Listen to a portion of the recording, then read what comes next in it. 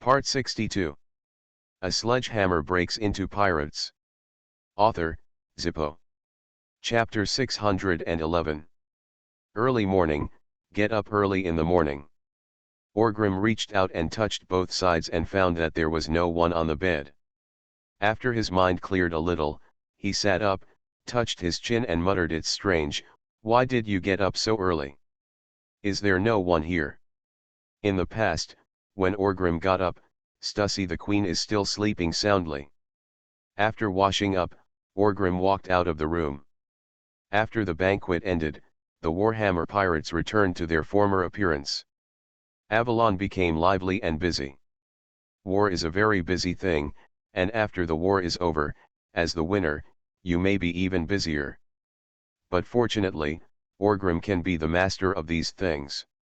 After arranging the general direction, just leave it to others to refine the operations.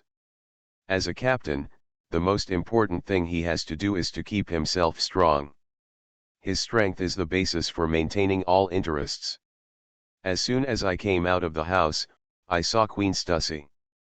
The queen was wearing furry pajamas and looked like a little bear, juicing freshly cut fruit.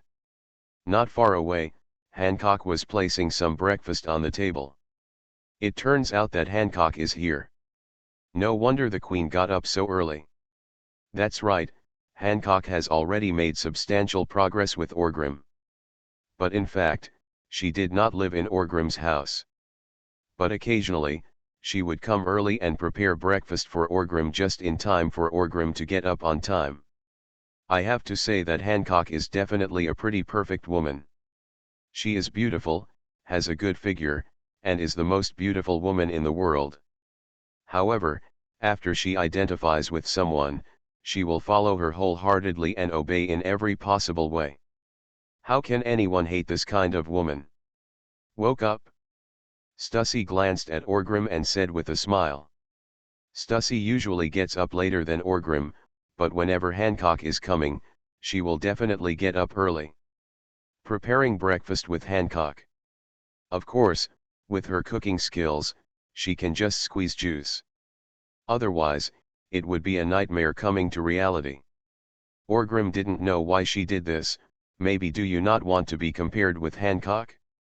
But he has never asked. Stussy and Hancock are both very sensible women. Sometimes, it is best for him not to participate in such things. The more he participates, the greater the chance of making a mistake. On the contrary, it is easier for two women to have conflicts. Orgrim, it's almost time for breakfast, Hancock said with a smile. I don't know when, she stopped calling Orgrim my lord. It was less respectful, but more intimate. Orgrim nodded, and then sat down. At the dinner table, he smiled and said, "It's a really good day." The juice hadn't been squeezed yet, and Orgrim didn't start eating first. He sat at the table, picked up the newspaper Hancock brought back from outside, and started reading. Something big happened today, see for yourself. Queen Stussy poured the juice into the cup and said. Orgrim became interested and said with a smile, "Then I want to take a good look." As he said that, Orgrim focused his eyes on the newspaper, then raised his eyebrows and said, "It's really a big deal, gee ha ha ha ha, we have really come this far." In newspapers, the headlines are very simple and crude.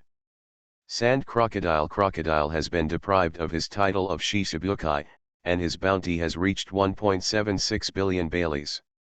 This guy has raised his bounty to the sky in one step, Orgrim muttered. A long time ago, Crocodile was not the king of the Shishibukai. He is considered a very outstanding person on the sea, and he is the same generation as Orgrim, and is known as a 50-50 pirate. The kind that can fight anyone. But unfortunately, I don't know what evil happened to this guy, the bounty just can't be raised, when Orgrim and the others are billionaires. Crocodile's bounty is pitifully worth tens of millions. Later, he became King Shishibukai, and the bounty was even less likely to increase. But now, his bounty has skyrocketed to over 1 billion. Let me see what big deal this bastard has done, Orgrim smacked his lips. Looking down, Orgrim looked a little surprised.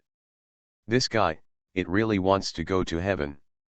Shenting Island, where Alabasta is located, has stood in the sea at the entrance to the first half of the Grand Route for hundreds or even thousands of years. This desert island, known as the oldest country of mankind, has been driven away. That's right, Crocodile's operation was successful, and Shenting Island became a mobile island. At the same time, when the Shenting Island incident was exposed, the Navy immediately revoked the name of King Crocodile's Shichibukai and defined the change of royal power in Alabasta as a pirate seeking to conquer the country. It was a coup brought about by a conspiracy, and the world government did not recognize the so-called new kingship of Alabasta. What's interesting is that the world government also directly ignored Princess Vivi, the last bloodline of the Nefertari clan. Completely pretend that she doesn't exist, or in other words, pretend that she is dead. It also stated that the world government will fulfill the alliance treaty, bring order to the chaos, and select one of Alabasta's qualified nobles to be crowned king. Although the Navy did not send any particularly high-end forces.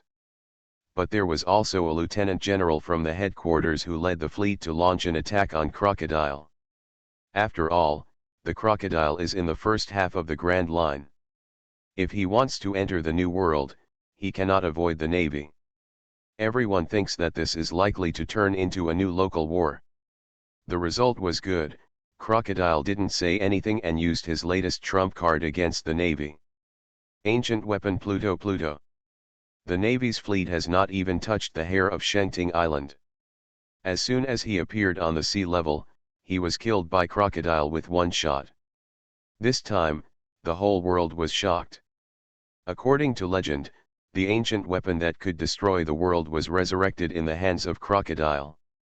Although in the eyes of big guys like Orgrim, they don't look down on these ancient weapons, and they don't look down on Crocodile too much. But in general recognition, Crocodile's reappearance after so many years of silence is still very impressive. He defeated the red-haired Shanks, usurped some of Totland's interests, and shattered the Big Mom pirates. It can be said that Big Mom, the Yonko-level pirate group, was almost brought to a standstill by him. He also abducted many masters of the Big Mom pirates and ran away. Originally, he was the silver medal player who had the highest demand to become the Yonko. During this period of time, it seems that everyone is waiting for Crocodile to continue to exert his strength. Let's see how far he can go and if there are any other exciting performances. Now, here comes the performance. Crocodile took out the ancient weapon Pluto in one breath. This time, his popularity and prestige skyrocketed again. Many people believe that as long as Crocodile can break out from the pressure of the Navy and enter the New World, he is definitely the next Yonko. At first, I just completely destroyed the royal capital of Alabasta, Albina. Crocodile, this bastard, did even more than I did. He just packed up all of Alabasta. Let's go. Even I have to say I'm convinced about this awesome operation. This bastard is so tormenting, Orgrim said with some emotion. At the same time, my evaluation of Crocodile in my heart has improved again. He began to think about whether he wanted to kill this guy or not. There are advantages to keeping Crocodile around. After all, he is a pirate. After entering the New World, he can cause harm to the Navy no matter what. But at the same time, this guy is definitely a double-edged sword, and he also poses a certain threat to the Warhammer pirates. If you're not careful, you might cut your finger. But soon, Orgrim smiled again, shook his head and said, let's wait and see if this bastard is so arrogant. If he enters the New World, he still dares to be so arrogant, just have him operated on. At the same time, Stussy also put down the 3 glasses of juice and sat at the table with Hancock. Orgrim, do you think it is possible for Crocodile to enter the New World? Hancock asked. Why do you ask? Isn't this obvious? He can definitely get in. Do you really think the Navy can do anything to him? Orgrim said with a smile. It is impossible for the navy to really fight crocodile to the end. The meaning is almost the same. What Hancock meant was that how could crocodile enter the New World with a country as big as Alabasta? It's impossible to enter Fishman Island through coding, right? Queen Stussy said with a smile. Orgrim was stunned for a moment, then he laughed and said that's true, but this guy is so cunning, how could he forget such a crucial issue? There must be a countermeasure. He has Pluto in his hands. Even if a gap is blown out of the red Earth continent, I won't be surprised. What's more, that bastard can fly. He can make Alabasta move and maybe fly. Of course, Orgrim also feels that even if he can really fly, it will only be a short flight at most. Except for his boss Shiji, I am afraid that no one can really fly around Alabasta, even Fujitora can't do it with a smile. However, as long as he has the ability to fly for a short time, it is enough.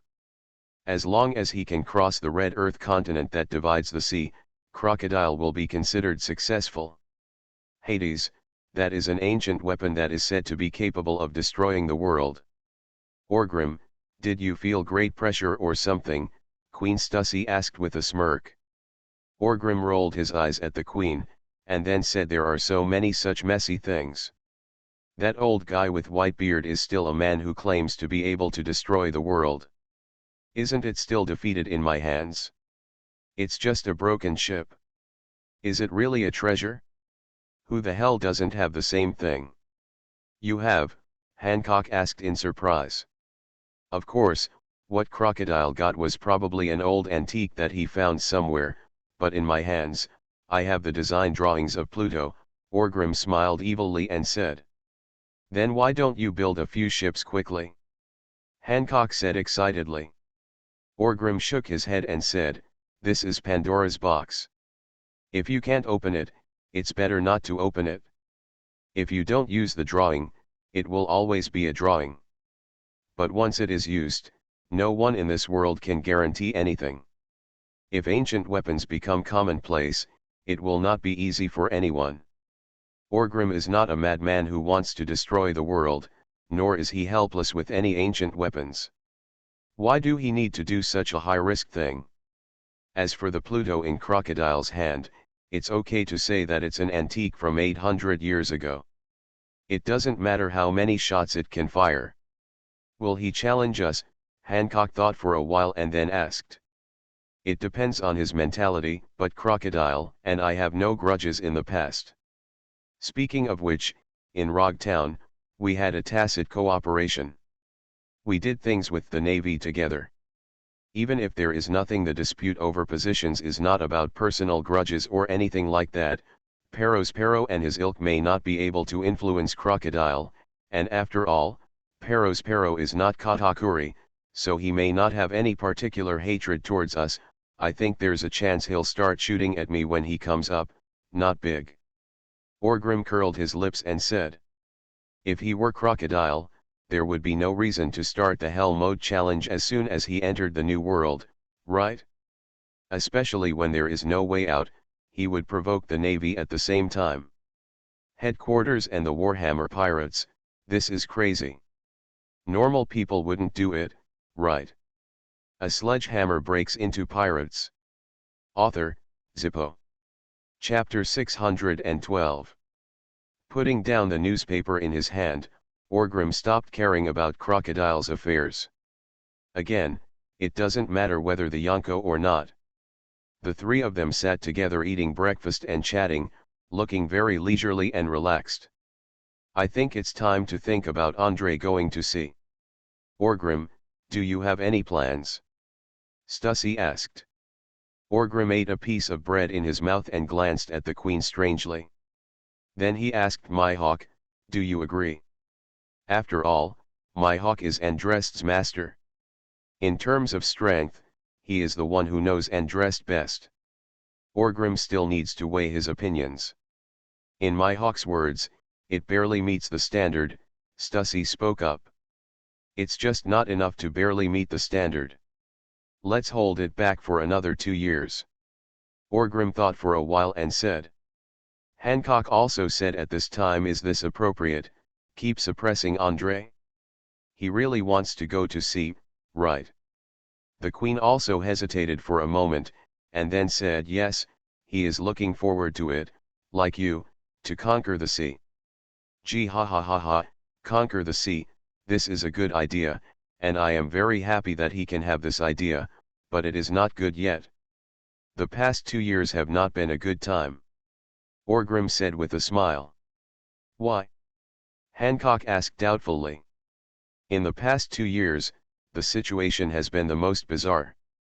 When it comes to deciding between war and peace, the fog caused by the previous war has not yet cleared. Everyone believes that peace will definitely come, but who can think of this kind of thing?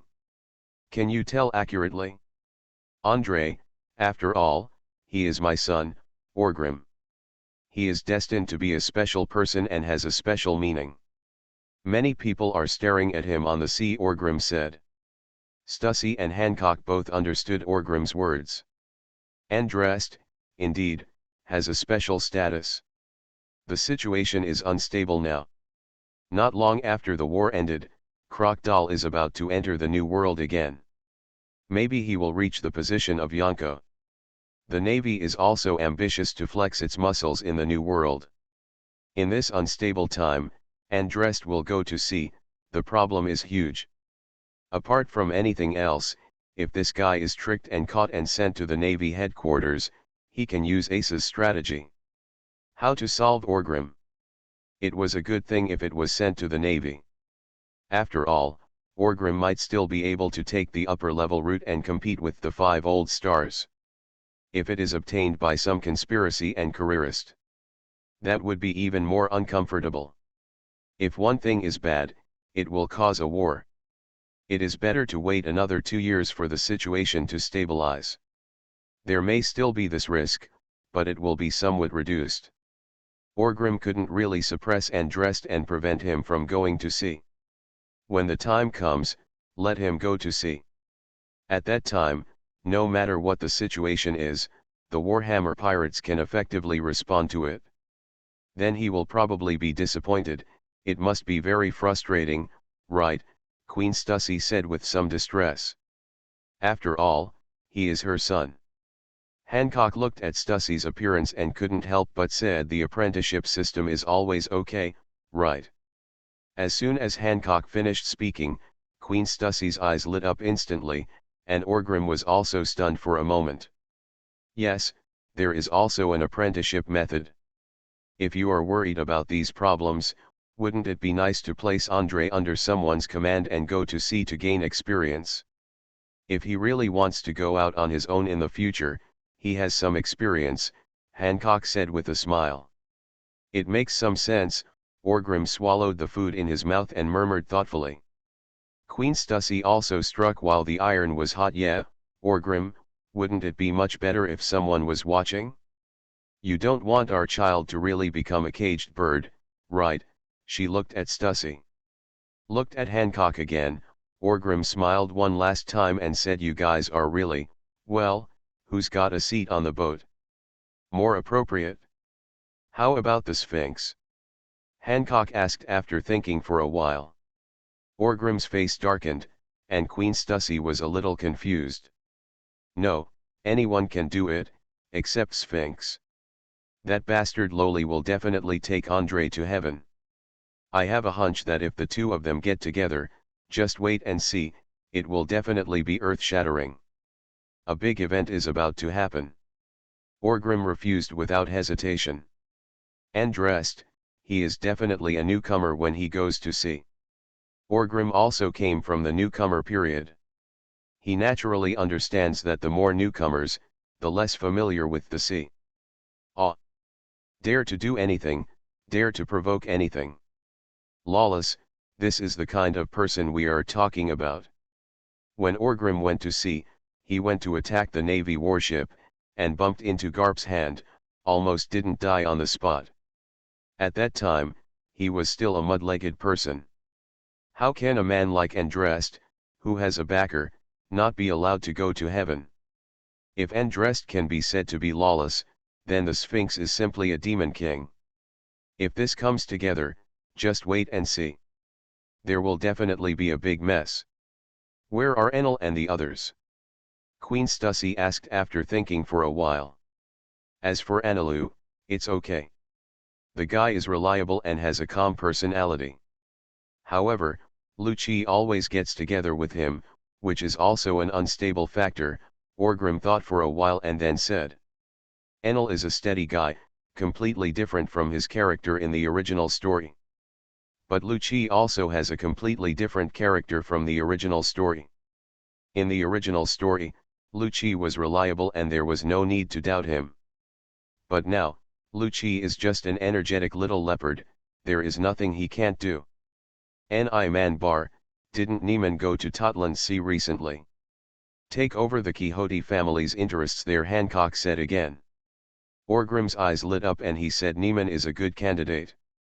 She is strong and stable. She is also Andre's aunt. There is no psychological pressure at all to take care of him. People like Enel, no matter what Orgrim tells him, they will definitely indulge Andrest. After all, from their point of view, Andrest is a serious young master. But Neiman is different. She is Orgrim's sister and Andrest's aunt. If Andrest dares to do something small, Neiman will hammer him without any pressure. After a few more discussions, a conclusion was reached. Orgrim said, okay, let's leave it to Neiman. Stussy, please go and talk about this matter. Okay, Stussy said with a smile. Hancock put some vegetables in front of him on Orgrim's plate and said with a smile, eat more. Queen Stussy looked at the scene and felt a little touched in her heart. Hancock looked at Orgrim with eyes full of love. She had also experienced that feeling. The first meeting with Hancock was not very pleasant. In Amazon Lily, she could feel the threat posed by Hancock. The two did have moments when they were at odds with each other. But in the end, no conflict really occurred. As time goes by, both parties become more and more accustomed to and adapt to each other's existence. Hancock has never done anything that crossed the line. He has never targeted her, Stussy, or done anything to compete for favor. Be quiet and behave yourself. Moreover, he also respects her, Stussy, for example, and will never spend the night here. For example, call her sister Stussy. Thinking of this, Stussy felt that she should do something. Hancock has been the one giving in all this time. How should she feel? Maybe it's because he doesn't want to bother the man he loves, or maybe there are other reasons, but she did well enough. Orgrim took the vegetables into his mouth first, and then said with a smile, I prefer meat, Hancock. Hancock said with a smile, it's better to have a lighter breakfast, but if you like it, I can go back and prepare it in the evening. I'll stew the meat over low heat and bring it to you tomorrow morning. Orgrim smiled and nodded, opening his mouth to say something. But before he could speak, Queen Stussy suddenly said no need. Hancock was stunned for a moment, then as if he thought of something, he smiled stiffly and said, yes, I seem to have something to do tomorrow and won't be able to come. I think. Stussy laughed, reached out and rubbed Hancock's head, and said softly, you misunderstood, Hancock, I mean, don't go back tonight. I wanted to say it before running back and forth is so troublesome. It's not like there's no room for people to live here. If possible, can we move in together in the future? Hancock was stunned, not knowing what to say for a while. Queen Stussy continued in this way, when Orgrim is busy, we can also take care of each other. There are a lot of things about girls that I want to discuss with you. I haven't learned the beauty methods you taught me last time. Your cooking skills are so good, so I should be the one to give you some guidance. Sister Stucci, Hancock murmured with some emotion. How? Don't you want to? Stussy asked with a smile. Willing. Of course. Hancock said quickly. Stussy smiled and nodded, then looked at Orgrim and said, what about you, any comments? Orgrim was almost overjoyed, but on the surface, he still had a serious expression. He nodded and said, "Of course I don't have any objections.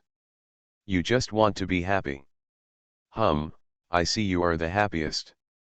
Stussy snorted. However, he did not continue to torture Orgrim. While eating breakfast, Orgrim said to himself, "It seems that we need to change to a big bed already."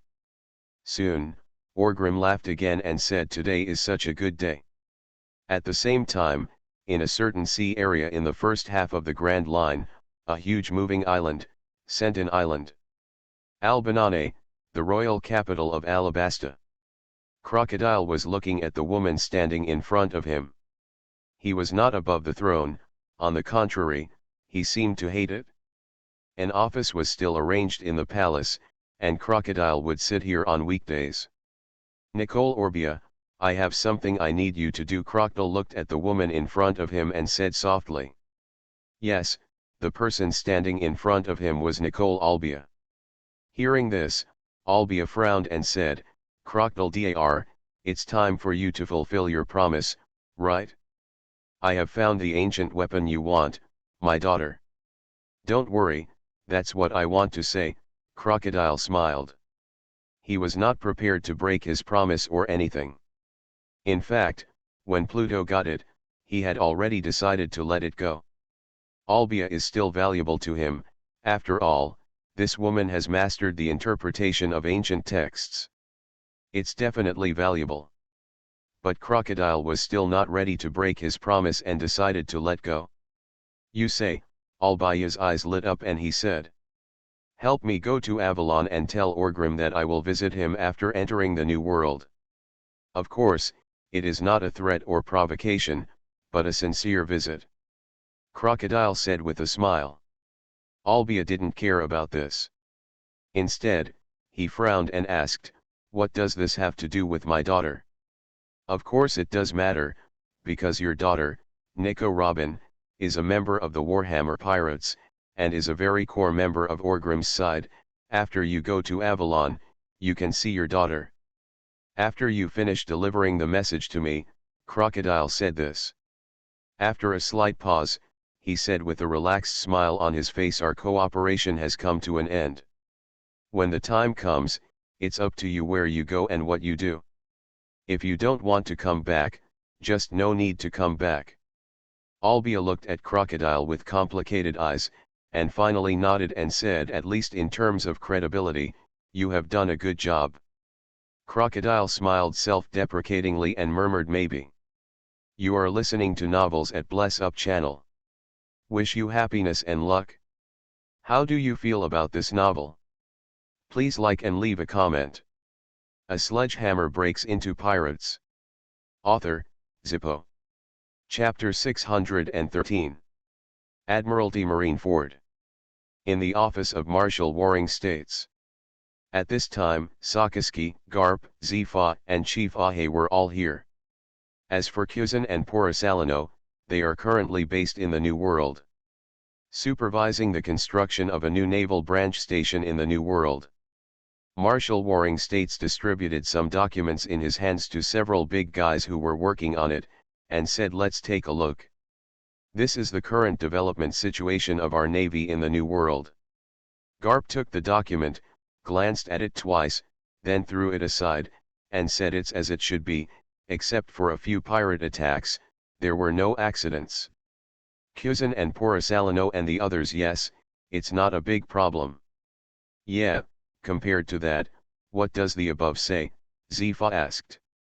After hearing this, Sakaski also looked up at the Warring States Marshal and asked, "Marshal, that is an ancient weapon." "Under investigation," Marshal Waring States said softly. After a slight pause, Marshal Waring States said again, "Information from the CP agency said that behind this, I'm afraid there is the legacy of O'Hara." "O'Hara's legacy?" Consultant Ahe was stunned for a moment. Sakaski said with a ruthless look in his eyes, "Nicole Albia? The scholar that Sorrow let go?" "That's right," the Warring States Marshal nodded and said. "Sure enough, after catching them, they should all be killed," Sakaski said in a very harsh tone. What he said was a bit inhumane, but none of the Navy bosses who were doing it at this time felt that it was wrong. If Albia had been killed, if Sikorsky had killed him, if Euro had not betrayed the Navy, then the ancient weapon Pluto would not have fallen into the hands of pirates like Crocodile. The fleet sent by the Navy to conquer would not have been defeated like this. In short, this matter has been left to the CP agency for investigation for the time being, and we don't have to worry about it, Marshal Warring States said again. Sikorsky said a little irritably, are we going to watch Crocodile enter the New World? What are the consequences of that? The pattern of the four emperors will continue. Without Crocodile, would the structure of the Yonko be broken? I don't think so, right? Marshal of the Warring States period said solemnly. That's not the reason why we should let the pirates go, Sikorsky said without hesitation. Marshal Warring States frowned slightly and said in a deep voice, then what should we do? Alabasta has millions of troops. Due to various factors such as the previous rebels, most of these troops are controlled by Crocodile. If we take action now, it will be too late to mobilize troops. At the same time, this will inevitably develop into a war. If it was a local war, it would be okay, but now, the battle for kingship in the New World has not ended for too long, and the world is still in an unstable state. No one can guarantee that this war against Crocodile will be successful. Will it cause any qualitative changes? Once this hastily started war becomes the weakness of our Navy, and if there is any accident that triggers a chain reaction, the whole world will be in chaos. What about the arrangements for the New World? What about our Navy's plans? After Marshal Warring States finished speaking, Sikorsky's expression was stiff. He wanted to say something, but he didn't know how to speak. Because these issues considered by Marshal Warring States are indeed necessary. Crocodile is not that easy to deal with. Yes, Alabasta is vast and a desert country. First of all, beheading tactics are not very realistic. Send masters there, such as Sikorsky and Garp, Crocodile cannot defeat him, and if his head is covered, once you get into the desert, it will immediately turn into a long guerrilla war. If he really hides and fights with you, he might be able to fight you in the desert for 10 days and 10 nights without a winner. Decapitation tactics, once it fails, they will have to face the powerful forces of Alabasta. The Navy also needs time to mobilize its troops. In addition, a large part of the remnants of the Big Mom pirates are now under Crocodile's hands. Also there are ancient weapons such as Pluto. In short, Crocodile is difficult to deal with. Once a fight breaks out, it will most likely turn into a protracted local war. And once a local war breaks out, the Navy cannot predict what will happen. How much power is put into it? Are those damn pirates in the New World ready to make a move? Now, they dare not make any big moves in the New World Portal Sea area. On the one hand, it is because Kuzan and Porisalino are at the New World Portal Sea area. The two admirals are still very intimidating, not to mention the powerful power of the G-5 Navy. But what is more important is the other side, which is the huge power of the Navy headquarters that has not yet entered the New World. It's shocking. It's shocking the pirates. Once the Navy headquarters power is contained, the New World may be in chaos. Those damn pirates may want to drive their Navy away from the New World. Get out. It may even trigger terrifying bosses such as Whitebeard, Kaido, and Orgrim to take action. Once the situation evolves like this, the Navy's previous plans and the interests gained in the New World may really be lost. Pay it off. Under such circumstances, how could the Warring States Marshal easily start a war with an old Yinbai like Crocodile?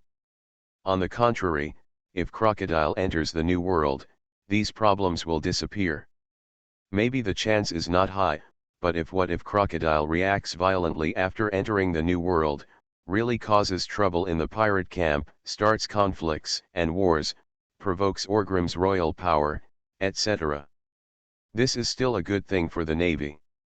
Seeing that Sikorsky had nothing to say, Marshal Warring States did not attack him anymore, but softened his tone and said, Sakaski, I know how you feel, and I can understand it, but when our navy does things, the first priority is be calm.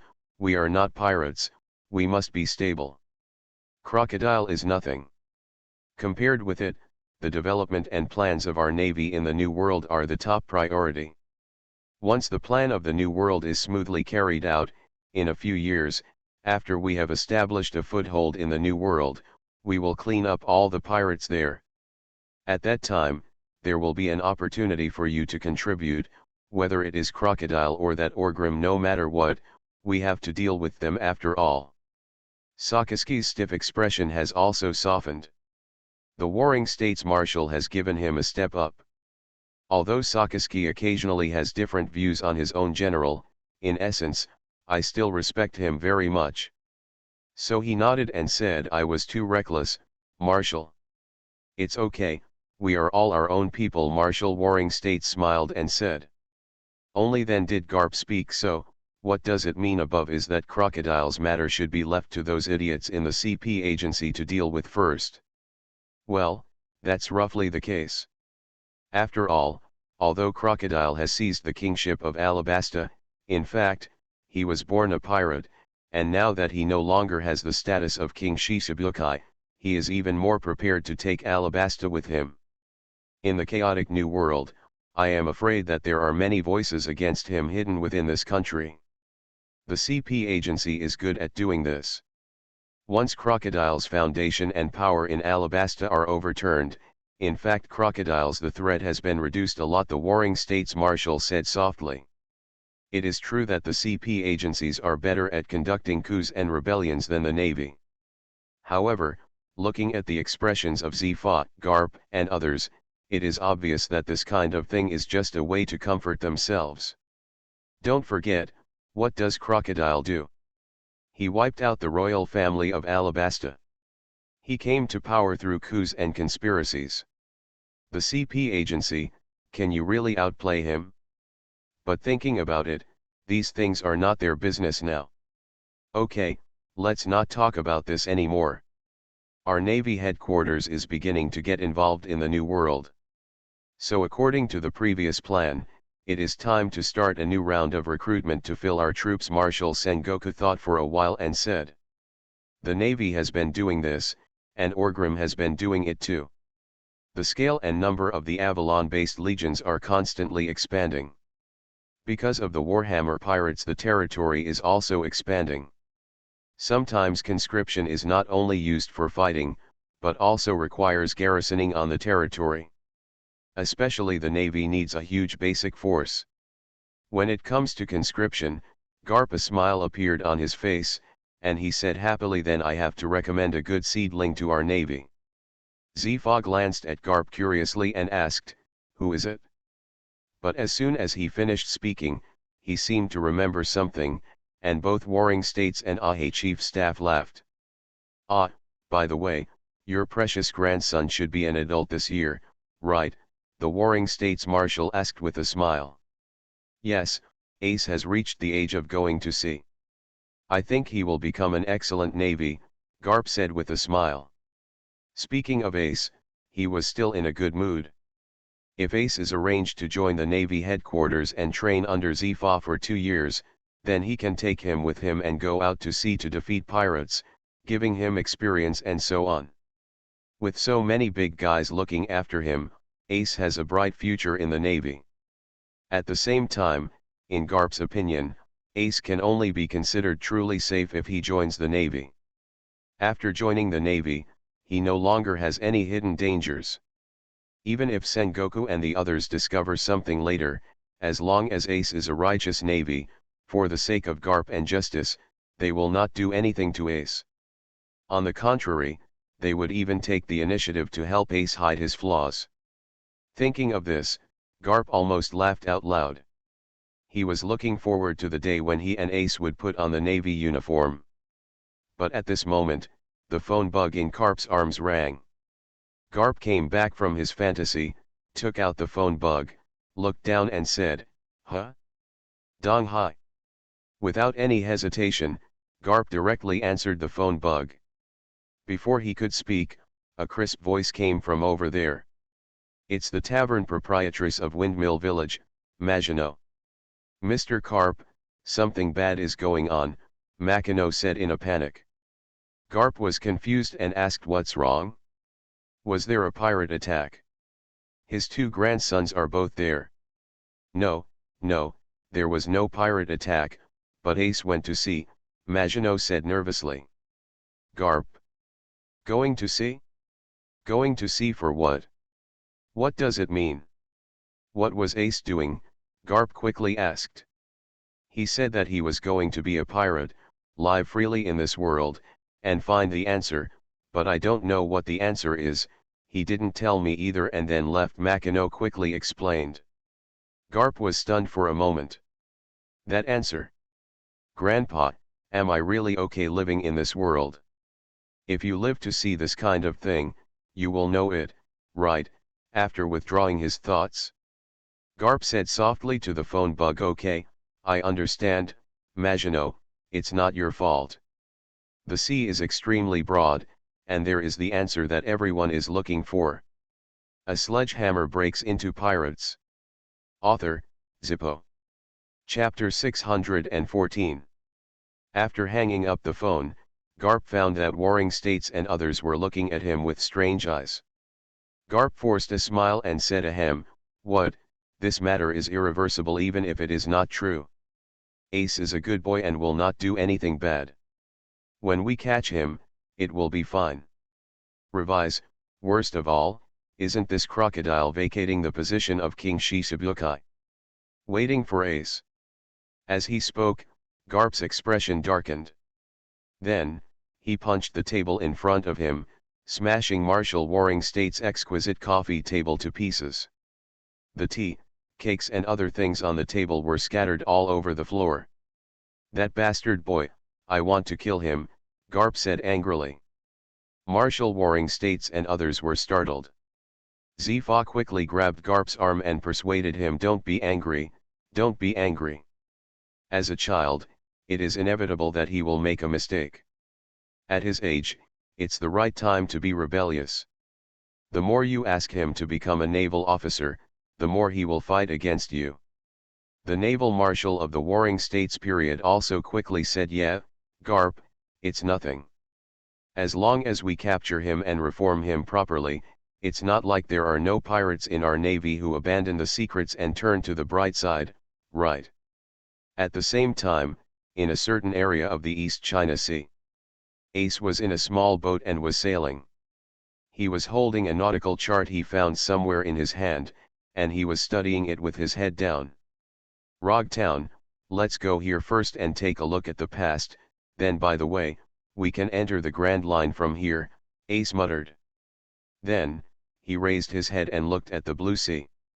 East China Sea, Ace murmured softly, then grinned and said, no, world, I'm here, whether it's Whitebeard or the King of the Night, I'm going to see it all, these are the people who once competed with that guy. On the other side, in the New World, Evernight Sea, Avalon. At this time, in the courtyard of Orgrim, Queen Stussy was packing up some things.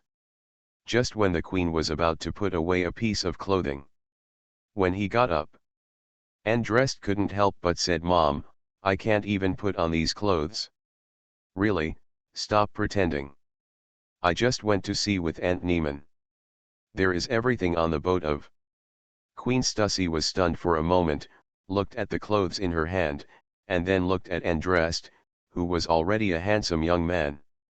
She smiled softly, stretched out her hand to rub Andrest's head, and said, unknowingly, you have grown taller.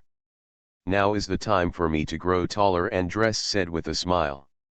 Although Mom knows that you are very powerful, and there will be no problem with Neiman taking care of you, Andre, never underestimate the sea. You must be in awe of the sea. She is the mother of everyone. It is also the destination for everyone. After you go out, you must listen to Neiman's words.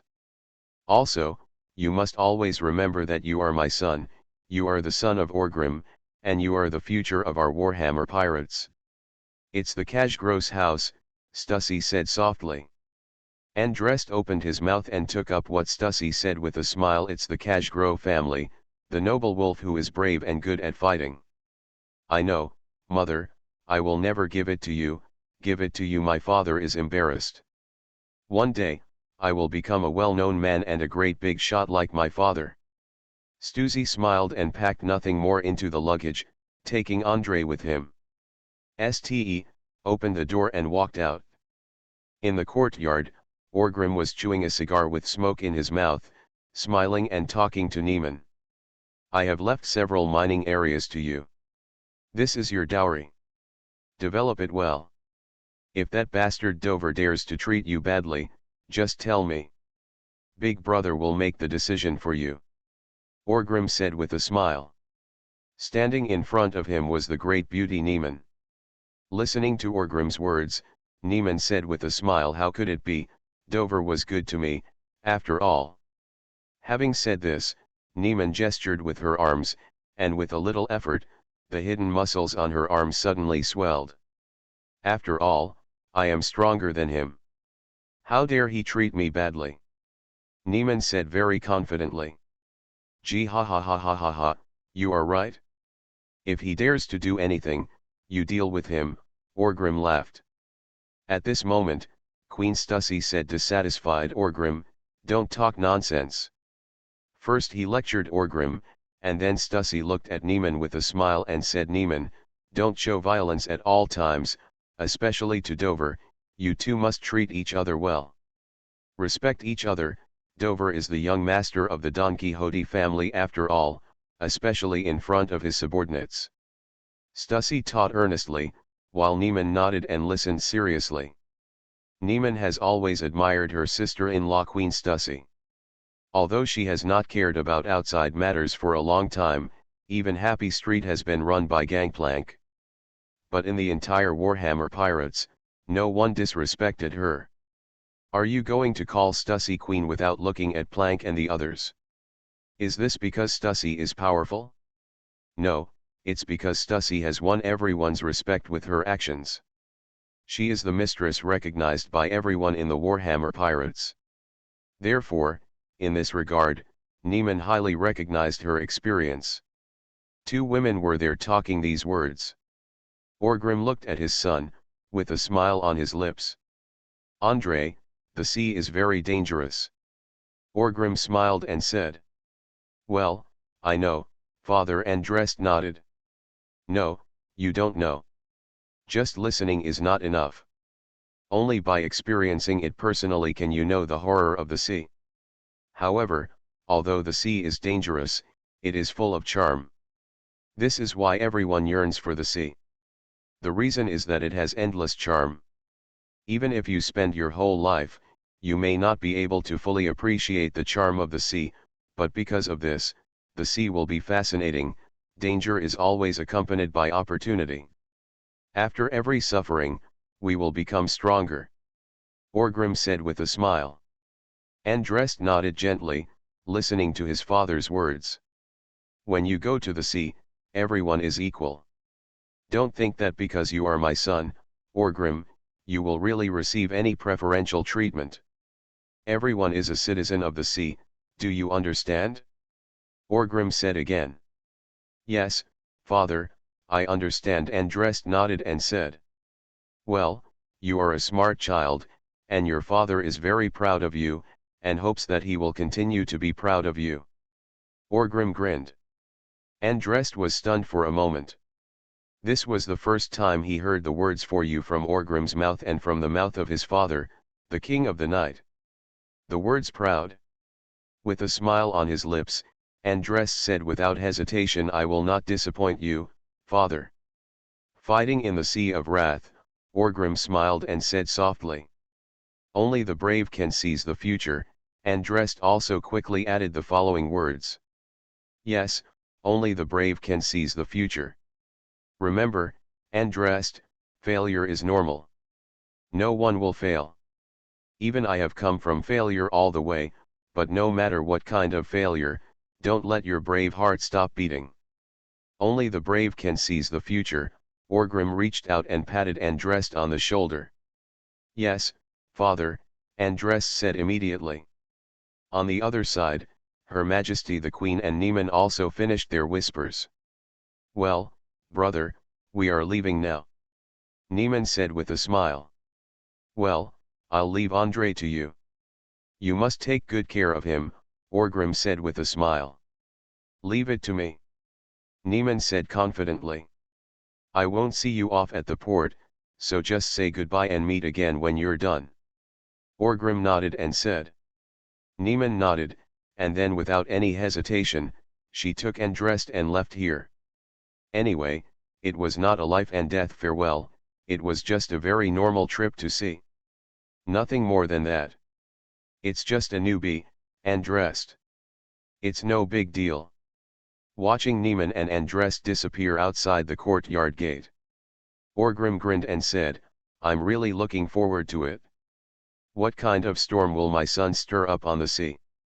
Don't be too anxious, okay? This time he just went to sea with Niemann to accumulate experience. Didn't you say that it would take 2 years to wait for his own adventure? Stussy said with a smile. Gee ha ha ha ha, that's true. Orgrim laughed. After a slight pause, Orgrim asked again, hey, by the way, where is my hawk? His precious apprentice is gone, why don't you come to see him off? Maybe at the port, but I heard that my hawk is also going to sea, Stussy spoke up. What is that guy going to do? Orgrim asked strangely. From what he said, he seemed to be looking for red hair or something, Stussy thought for a while and said. Gee ha ha ha ha ha, that guy is really, leave him alone, Orgrim laughed. Red-haired Shanks, after escaping from Cake Island, disappeared into the sea, and the red-haired pirates also disappeared. However, the navy did not deprive him of the seventh king. Wu Hai's identity. At present, the whereabouts of their group are a mystery. But no matter who it is, they can see that the failure of the red-haired pirates is a big blow. In the future, whether they can make a comeback is still a question. Maybe he will stay behind the navy and be an obedient king of the Shishibukai. At this moment, Gangplank walked in from the door. Orgrim glanced at him and said what happened. Isn't Robin here? I just went to the library and didn't see her, Plank asked. Robin? It seems that she went out with the Sphinx this morning, so she probably hasn't left the island.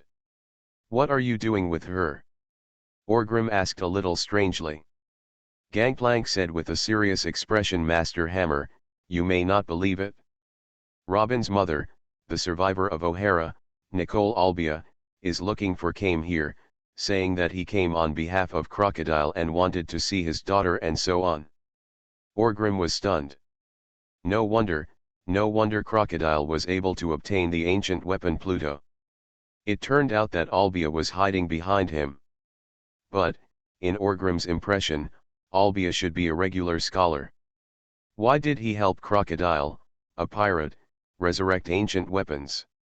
The human heart is really complicated, Orgrim whispered softly. Then he said, I will contact Robin right now.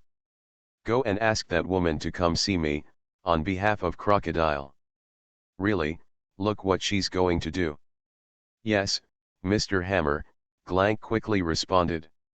A sledgehammer breaks into pirates. Author, Zippo. Chapter 615. Among the undeveloped mountains and forests of Avalon Island. At this time, the Sphinx was crouching behind a bush with Robin. Come on, Robin, listen to me, what are those two bastards discussing? In the past few days, I have felt that these two guys are sneaky. When he saw me, his eyes looked wrong, and I suspected something was wrong. Sphinx said softly. Robin smiled, nodded, and said, I know. Then, Robin's ability was activated, and after a while, an ear grew on a tree in the distance. Under that tree, Lucci and Peggy Wan were sitting together, saying, what are you wearing? Really, I heard Master Niemann mention that Dover found you an ancient devil fruit, which seemed to be a Spinosaurus or something, Lucci said to Peggy Wan excitedly. Peggy Wan also looked excited and said, Really? Senior Lucci. Of course it's true.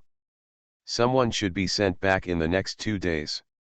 By then, you will be an esper. Lucci patted Peggy Wan on the shoulder and said. After a slight pause, Lucci said again, when you become an ability user, your strength will increase rapidly. The two of us can fight against your sister Runty and that damn bastard witch Sphinx. Peggy Wan hesitated for a moment, then said, actually, my sister is fine.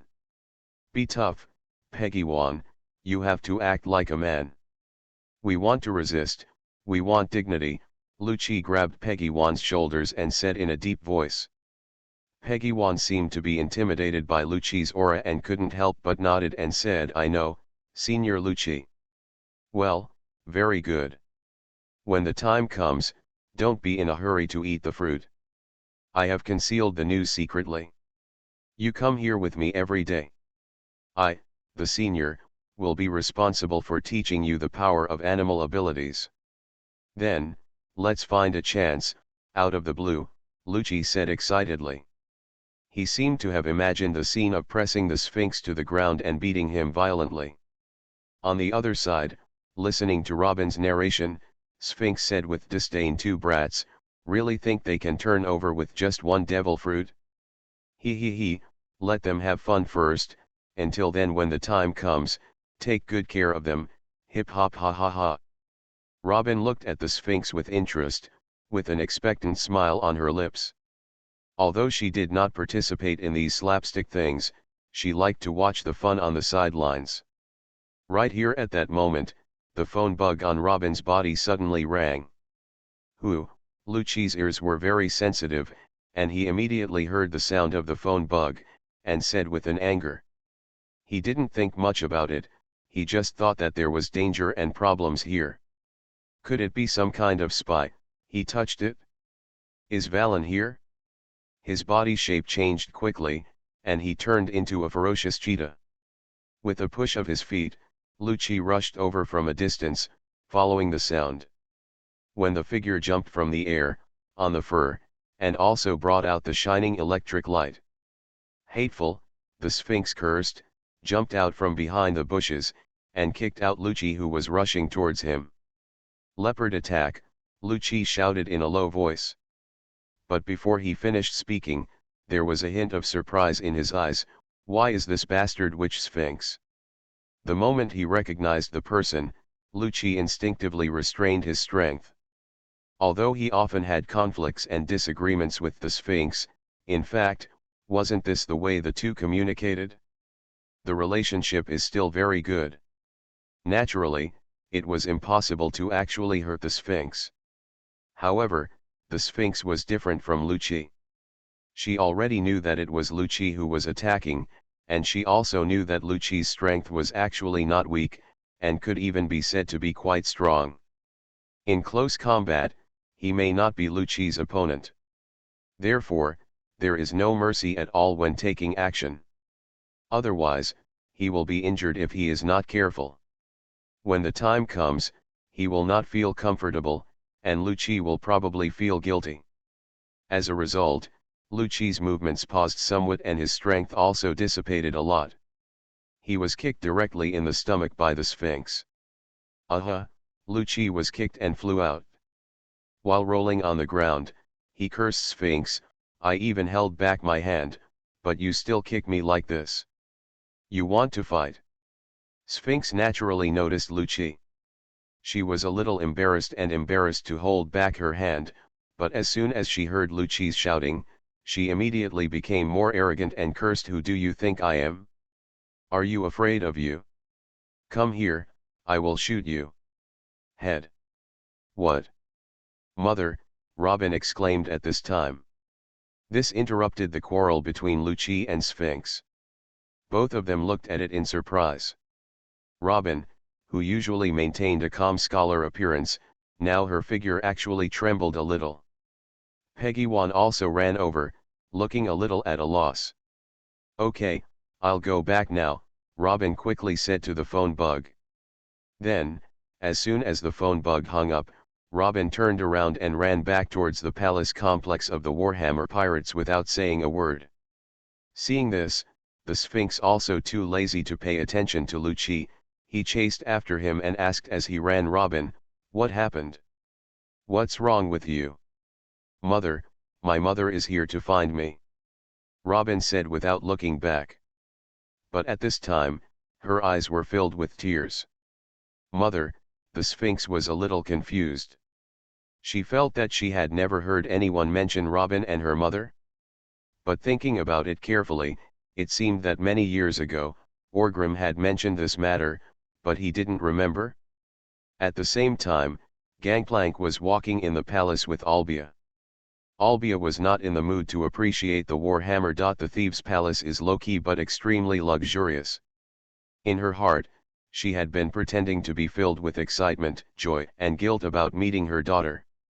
"Here we are, this is Master Chui's yard. Your daughter, Robin, has also lived here for so many years," Glank said with a smile and stopped. Albia also stopped and looked at the courtyard gate in front of her. "Is this the place where Robin has lived for so many years? It seems that there is something in the air. It smells like a daughter.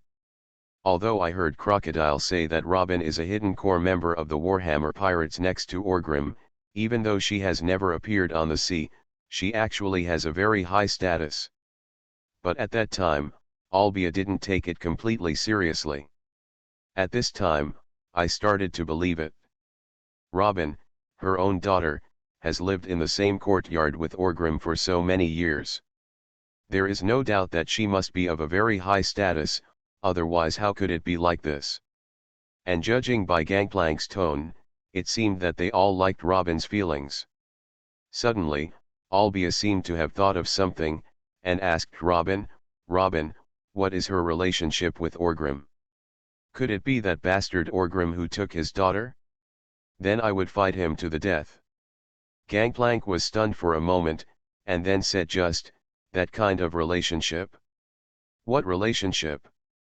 Anyway, Robin was brought up by Master Chui." But soon, Plank seemed to realize what Albia was asking. He couldn't help laughing and said, "Don't worry, my Mr. Hammer is not such a worthless man. He still needs to use powerful." It was clear that nothing happened between Robin and Mr. Hammer. Albia breathed a sigh of relief, thinking about it. Although he is a pirate, Orgrim is a top pirate, and he would not do such a shameless thing. Use force, it is a man's. It's a shame. Of course, although there is no evidence, Plank's voice suddenly became quieter.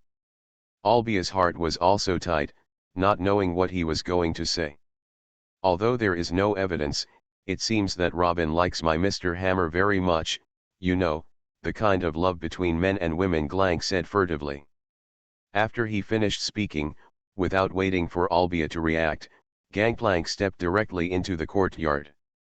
Albia then came back to his senses and quickly followed. "Go up. But I feel a little complicated, Robin, do you like Orgrim? Go in, Master Chui is inside." Plank pointed to the doorway of the house. Albia asked, "Aren't you going in?" "I am very busy, that is, you are Robin's mother, so I personally sent you here. If it were an ordinary person, I would ignore it and say goodbye," Glank said without hesitation.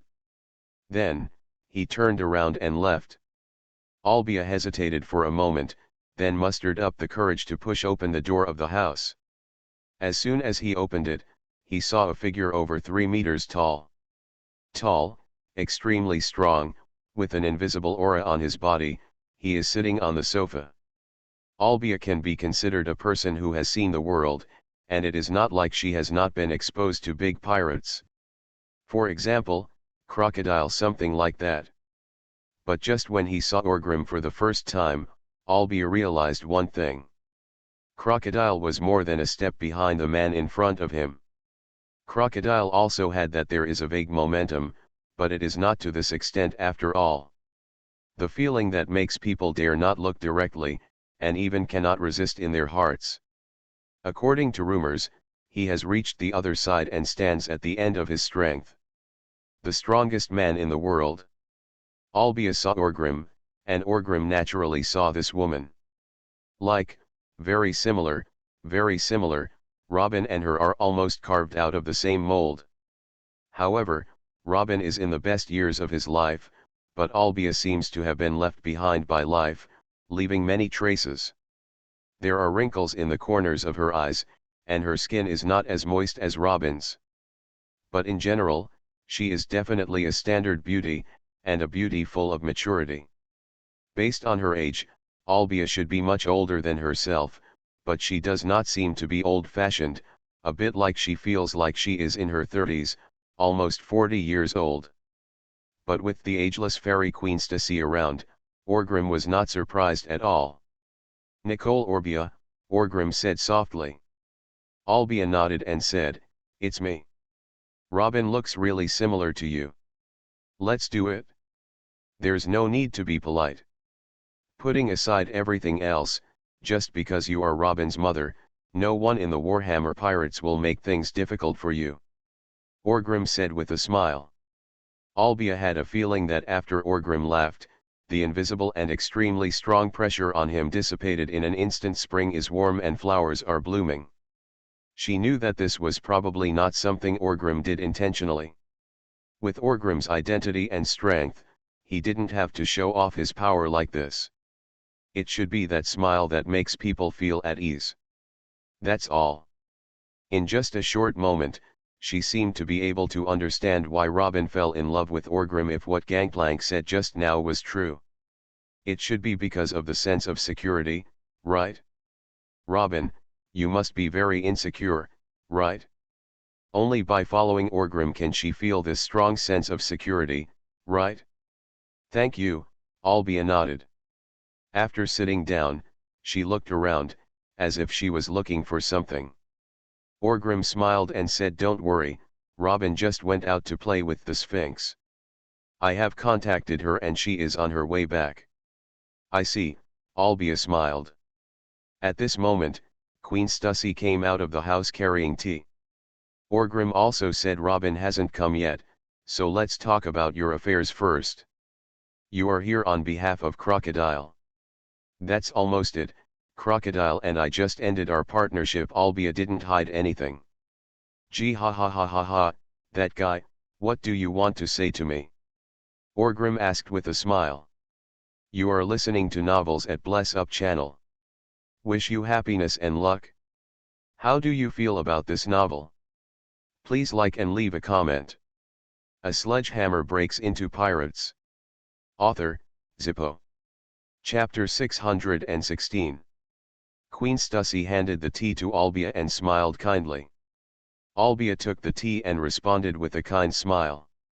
After taking a sip of tea, Albia said, "Actually, it's not a particularly important thing.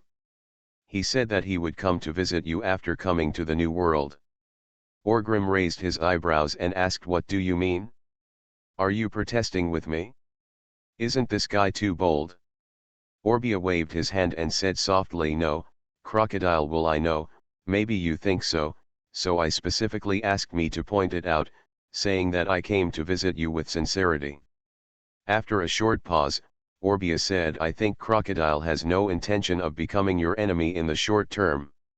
"Ha ha ha, in a short time?" Orgrim smiled and said. "Well, for a short period of time."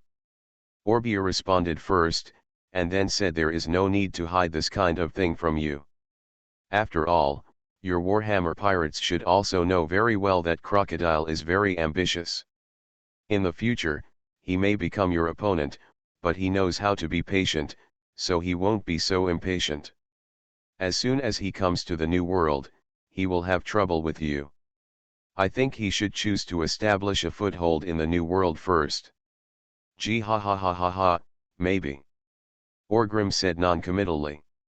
After laughing, Orgrim drank the tea calmly and did not ask any more questions. On the other hand, Albia, a little confused and surprised, asked, "It seems that you seems like you have no interest in Crocodile." How should I be interested in him?" Orgrim asked while drinking tea. "At least, as a potential opponent, I think I would be somewhat curious, right? I thought you would ask a lot about him, such as Alabasta, the ancient weapon Pluto and so on, Albia said.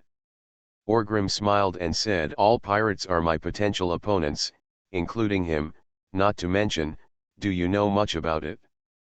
Albia was silent for a while, and then shook his head.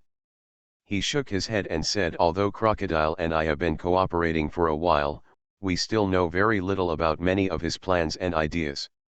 It didn't surprise me. Orgrim curled his lips and said, if Orbia knew everything about Crocodile, then Crocodile would be mentally ill, so he would send Orbia out to communicate with Orgrim. After all, Albia is Robin's mother. If nothing else, what if Albia exposes all the shocking information about Crocodile with Robin's involvement? So when Albia Grimm knew that when Albia came, and came with Crocodile's wool, he knew it? Albia must not know too much about Crocodile. What's more, Orgrim smiled and said why should I care too much about Crocodile? Whatever that guy wants to do, just do it. As long as you don't provoke me, I'm not very interested in him. On the contrary, I'm more interested in him. I hope he can give me a surprise when. This sea is too boring. I hope he can bring some changes and fun. In the end, to put it bluntly, you are not qualified. If you are not Robin's mother, you have no right to appear in front of me. Let alone Crocodile's messenger, even Whitebeard cannot treat you like this casually. If the Navy wants to talk to me, it needs to send at least a general candidate or something. What exactly does he mean and think? Just wait until he enters the New World and tell me in person. By then, I may be interested in hearing it. Ogrim's words were extremely arrogant. But Albia didn't find it harsh. Because Orgrim told the truth. He has this character. The Whitebeard is all his. Even after their defeated generals, the 5 old stars would speak politely to Orgrim, call Orgrim personally, and invite him to the Holy Land, Marijoya. They would even send Peach, a candidate for the Navy's General Admiral. Usagi Jun comes to the special boat transfer. Who is Crocodile?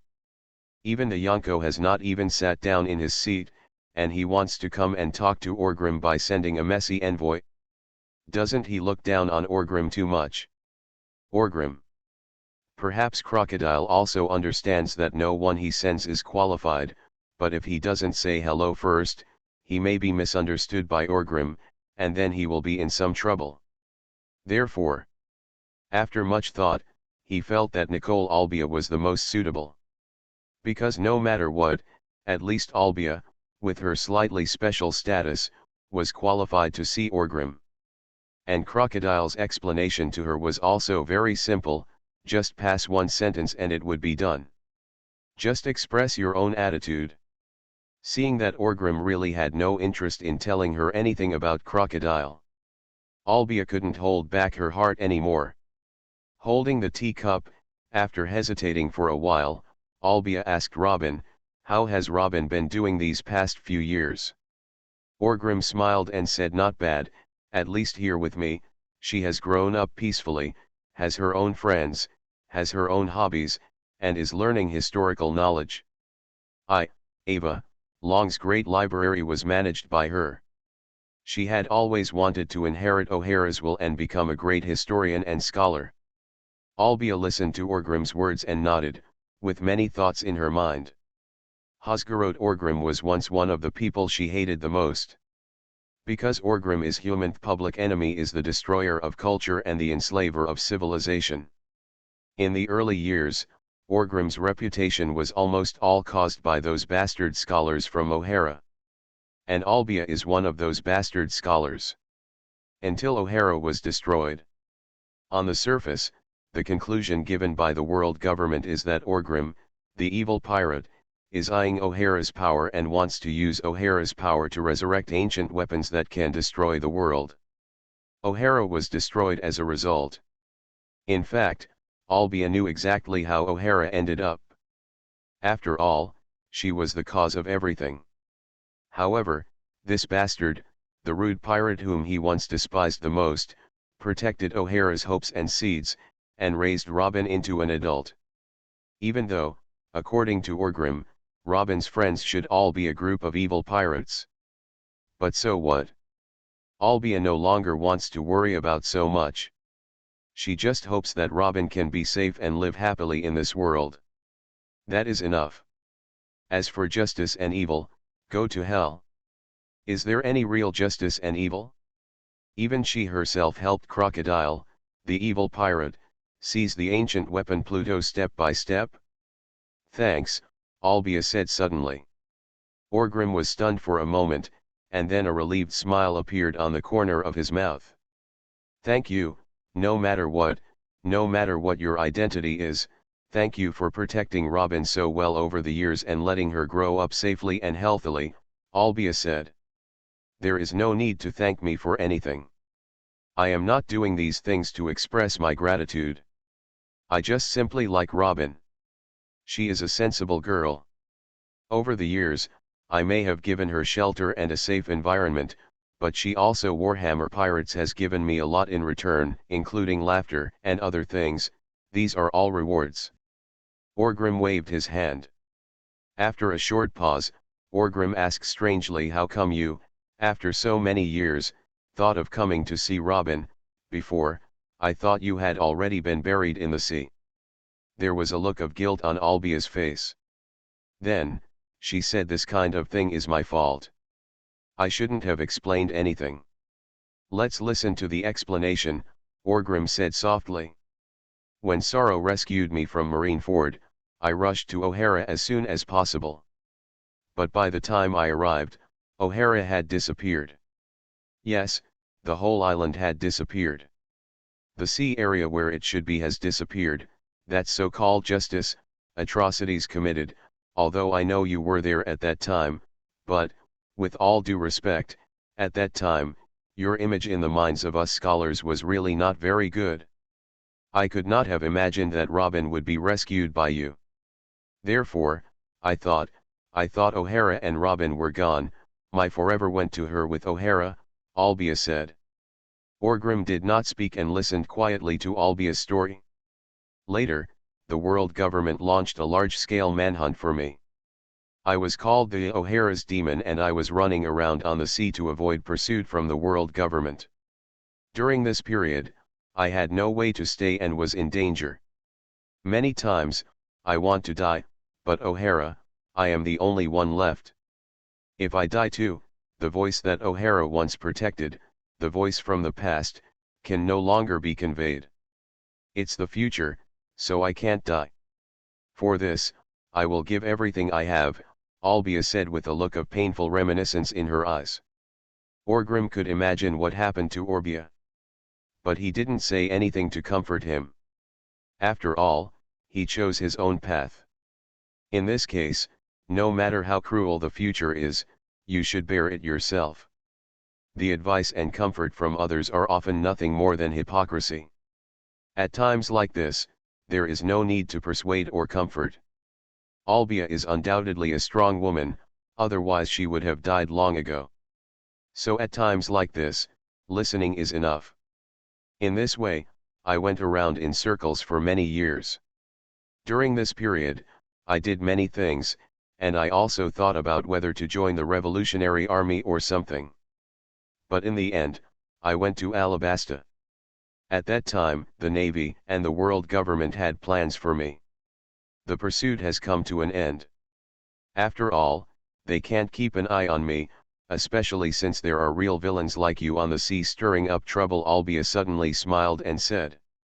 Then, she continued, I was doing research for a while in Alabasta. At some point, I was noticed by Crocodile, and then he found me. I had no intention of cooperating with him at the time, but he told me that Robin was still alive and my daughter was still alive. If I wanted to know Robin's information, I had to cooperate with him and serve him. After hearing this, Orgrim finally asked, is this the reason why you helped Crocodile resurrect the ancient weapon Pluto? Albia couldn't help but smile after hearing this. With this smile, Orgrim saw the rich darkness and unbreakable hatred in her eyes. No, Albia shook his head, and then said softly, there has always been only one reason for me to help Crocodile, and that is revenge. Those damn world governments and navies did not use O'Hara wants to resurrect ancient weapons as the reason. Destroyed O'Hara? Well, as O'Hara's orphan, I, Nicole Albia, will resurrect this ancient weapon and show it to them. Let them feel the anger from O'Hara. Gee ha ha ha ha ha, interesting, it's so interesting. The cause that was laid down many years ago has come to fruition today. O'Hara died because of ancient weapons. Will the ancient weapons roar like they did nearly 20 years ago? Orgrim laughed. A sledgehammer breaks into pirates. Author, Zippo. Chapter 617. After laughing, Orgrim looked at Nicole Orbia and said, you are really a person who is hated, O devoured woman. Albia smiled, and said with evil in the corner of her mouth, what? Is there anything wrong with this? No, there's nothing wrong with it. Although it's a little late to say this now, but, welcome to the darkness, embrace the darkness, Orgrim smiled evilly. At this moment, the door of the house was pushed open violently. A somewhat panicked figure rushed into the house. It was Robin, and behind her was the Sphinx. Where is Robin's mother? After the Sphinx rushed in, he shouted curiously. But Robin stopped at this time and stood firmly in the room. Mom, I haven't seen her for many years. Even when she was young, her mother's figure and memory were blurred. Over the years, she could only find out about her mother from the wanted notices and the newspapers that she kept. In fact, with the abilities of the Warhammer pirates and her identity as Robin, she could have borrowed this power to find her mother. But she didn't. Just like back then, she had just followed Orgrim. When she was around, she refused to look for the same thing. She understood that her mother must have more important things to do. But she was also looking forward to it, always looking forward to it, that her mother could come to her. And today, this wish that has lasted for more than 10 years has, finally realized. Is it Mom? Robin looked at Albia and asked with tears in his eyes. Albia couldn't hold it any longer at this moment, her eyes were red instantly, and her tears seemed to have burst, and she couldn't stop them. Flow down. It's me, Robin, it's Mom, I'm sorry after all these years, Albia said painfully. Sphinx still couldn't understand the atmosphere at this time and wanted to say something. Her Majesty the Queen covered her mouth, and then whispered, stop making trouble here, come with me, I will peel oranges for you to eat. With that said, Queen Stussy grabbed the Sphinx and walked out the door. The Sphinx looked hesitant, as if he wanted to eat the orange and Robin's melon. Orgrim also smiled, did not speak, stood up silently, and also walked towards the door. After not seeing each other for so many years, these mother and daughter must have a lot to say. Leave the time and space to them. After going out of the house and into the courtyard, Lucci and Peggywan happened to run back. Runty didn't know when or where he also appeared. She must have met Peggywan on the road. At this time, she was also curious, Robin actually had a mother? Only then did the Sphinx ask Master Hammer, Robin's mother, what's going on? Orgrim lit a cigar, smiled and said, that's right, back then in O'Hara. After telling the story, the Sphinx finally figured out the whole story. She said with some emotion, so that's how it is, I thought Robin had no home after the destruction of O'Hara. As she spoke, she shook her head again and said, unlike me, a helpless orphan, not that much concern. As soon as Sphinx finished speaking, everyone in the courtyard fell silent. Everyone present, including Orgrim, Queen Stussy, Lucci, Peggywan, Runty, he is an orphan. So, Warhammer Pirates is my home, Sphinx suddenly said again. Listening to these words, Orgrim and others all laughed. Yes, so, the Warhammer Pirates are the home of these people. Let's not talk about this for now. Runty interrupted the atmosphere irritably, and then she asked in a loud voice, Sister Robin's mother is here, what will happen to her, will you leave us? Probably not. Robin is not that kind of person. After Lucci thought for a while, he said. However, none of us can experience this feeling. After all, we don't have a mother, Sphinx said cheerfully. Although, what she said didn't sound like there was anything wrong with it. But for some reason, everyone, including Queen Stussy, wanted to knock this bastard Loli down and give her a spanking. Who are you scolding? However, Sphinx's words made everyone a little uncertain to pay attention. Orgrim smiled at this time and said, don't worry so much. Robin is free to choose whatever she chooses. No matter what path she chooses, as a companion and friend, we should bless her, that's right. Sphinx nodded quickly after hearing this and said, that's right, Mr. Hammer is right. No matter what, we should bless Robin. Yes, but I still feel that Robin will not leave us. Maybe Orbia will stay. Didn't she just end her cooperation with Crocodile? Lucci said. Queen Stussy shook her head and said no, she won't stay. Yes, she won't stay. Orgrim also said softly. Albia has fallen into darkness, and she has been swallowed up by the whirlpool of revenge. There is nothing wrong with it. Revenge is a matter of course. Why let go of hatred? These words are all nonsense. If hatred were really that simple, we could let it go, and the world would have been at peace long ago. Why repay kindness with kindness? If you have hatred, you should repay it. But precisely because of this, albeit there is unbreakable hatred, so she will definitely continue to take revenge and take revenge on the world government. Therefore, she cannot stay in the Warhammer Pirates. Because although Orgrim understands her actions, it is impossible because of she went to rebel against the world government and disrupted his own plan. He had no intention of avenging O'Hara. O'Hara, to put it bluntly, what the hell does Orgrim have to do with him? The grievances between the two parties had long been repaid by Dr. Clover on his knees and with his life. Unable to borrow the power of revenge from the Warhammer Pirates, will Orbia still stay? Most likely not.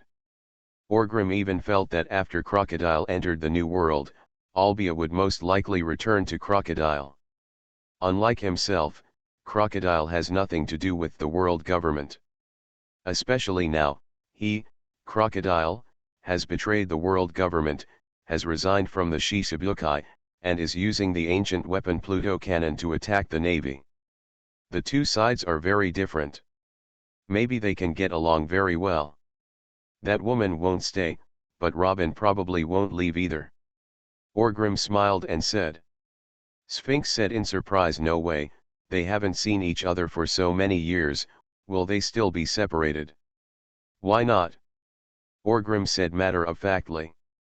Yes, it's not like we'll never see each other again, isn't it normal for everyone to pursue their own future, Lucci said naturally.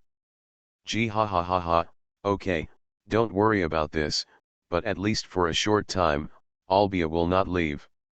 Stussy, please arrange a place for her to live, Orgrim smiled and waved his hand.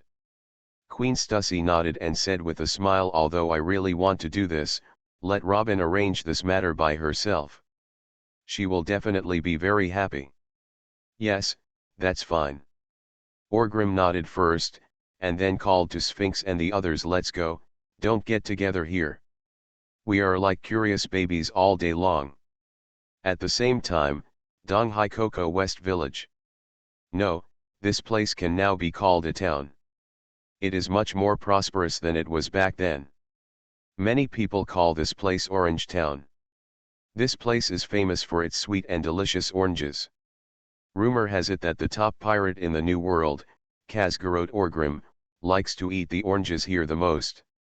Therefore, the oranges here are famous all over the world. Many nobles are proud to be able to eat the oranges here. Every once in a while, you will see a ship flying the flag of the Warhammer Pirates, transporting a large amount of oranges from here, passing through the windless zone, and returning to the New World at the fastest speed. At the same time, in the past 2 years, the sea train was connected here, directly to Rogtown. After starting from Rogtown and entering the first half of the Grand Line, you can immediately board the Shanghai train again and reach the Chambord Islands all the way, which is extremely fast. Logically speaking, Kokoyasi village, which is located in the East China Sea, cannot be the first place in the East China Sea to be connected to the sea train. But things are just like this reason. Because of this, the economy and population of Kokoyasi village developed rapidly. It has become the famous orange town in the East China Sea. However, it is slightly ironic that this most prosperous town in the East China Sea does not belong to any country. Instead, it hangs a pirate flag. Warhammer Pirates. This is the only enclave of the Warhammer Pirates in the East China Sea, and it is also the only official base. Back then, during the Battle of Butter Island, Aaron, the first warrior of the Avalon First Legion, had been stationed here conscientiously over the years. Not only did he not cause trouble here like in the original story. Instead, he became the patron saint of Orange Town. Due to the prosperity of Orange Town, many pirates in the East China Sea pay attention here, especially those lawless newcomers. But without exception, they were all lost in Orange Town. Aaron's heads were screwed off one by one. It is precisely because Aaron protected this place and brought peace to it, and the Warhammer pirates brought wealth to this place.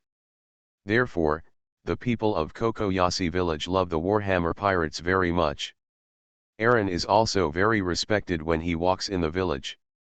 After getting off the boat at the port, Aaron twisted his jagged nose and said with a smile, "Sure enough, as soon as you land on our island, you can smell the sweet orange smell. That means this year's harvest must be very good." A strong fisherman next to him also said with a smile. They were all fishermen who came to the East China Sea with Aaron. "Aaron," a crisp voice came from the port. Then, a young girl with orange hair, a slim figure, and a very energetic look walked through the crowd, waving her arms towards Aaron and shouting, "Nami." Back then, that little loli has now become a graceful and beautiful girl. There is a smile on her face, and the clothes on her body are not as simple as before, very fashionable and beautiful. These over the years, even if Orgrim didn't say anything, the people here in the Warhammer Pirates still took good care of Nami and her family of 3.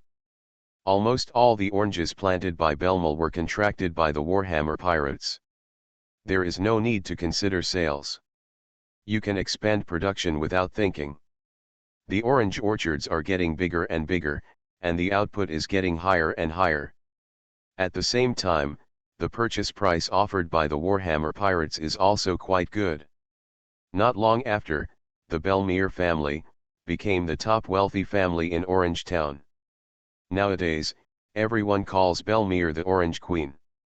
Recently, I also heard that people from the Avalon Dark Chamber of Commerce came to see Belmere. What kind of business are she negotiating? Are she planning to turn her oranges into a high-end brand?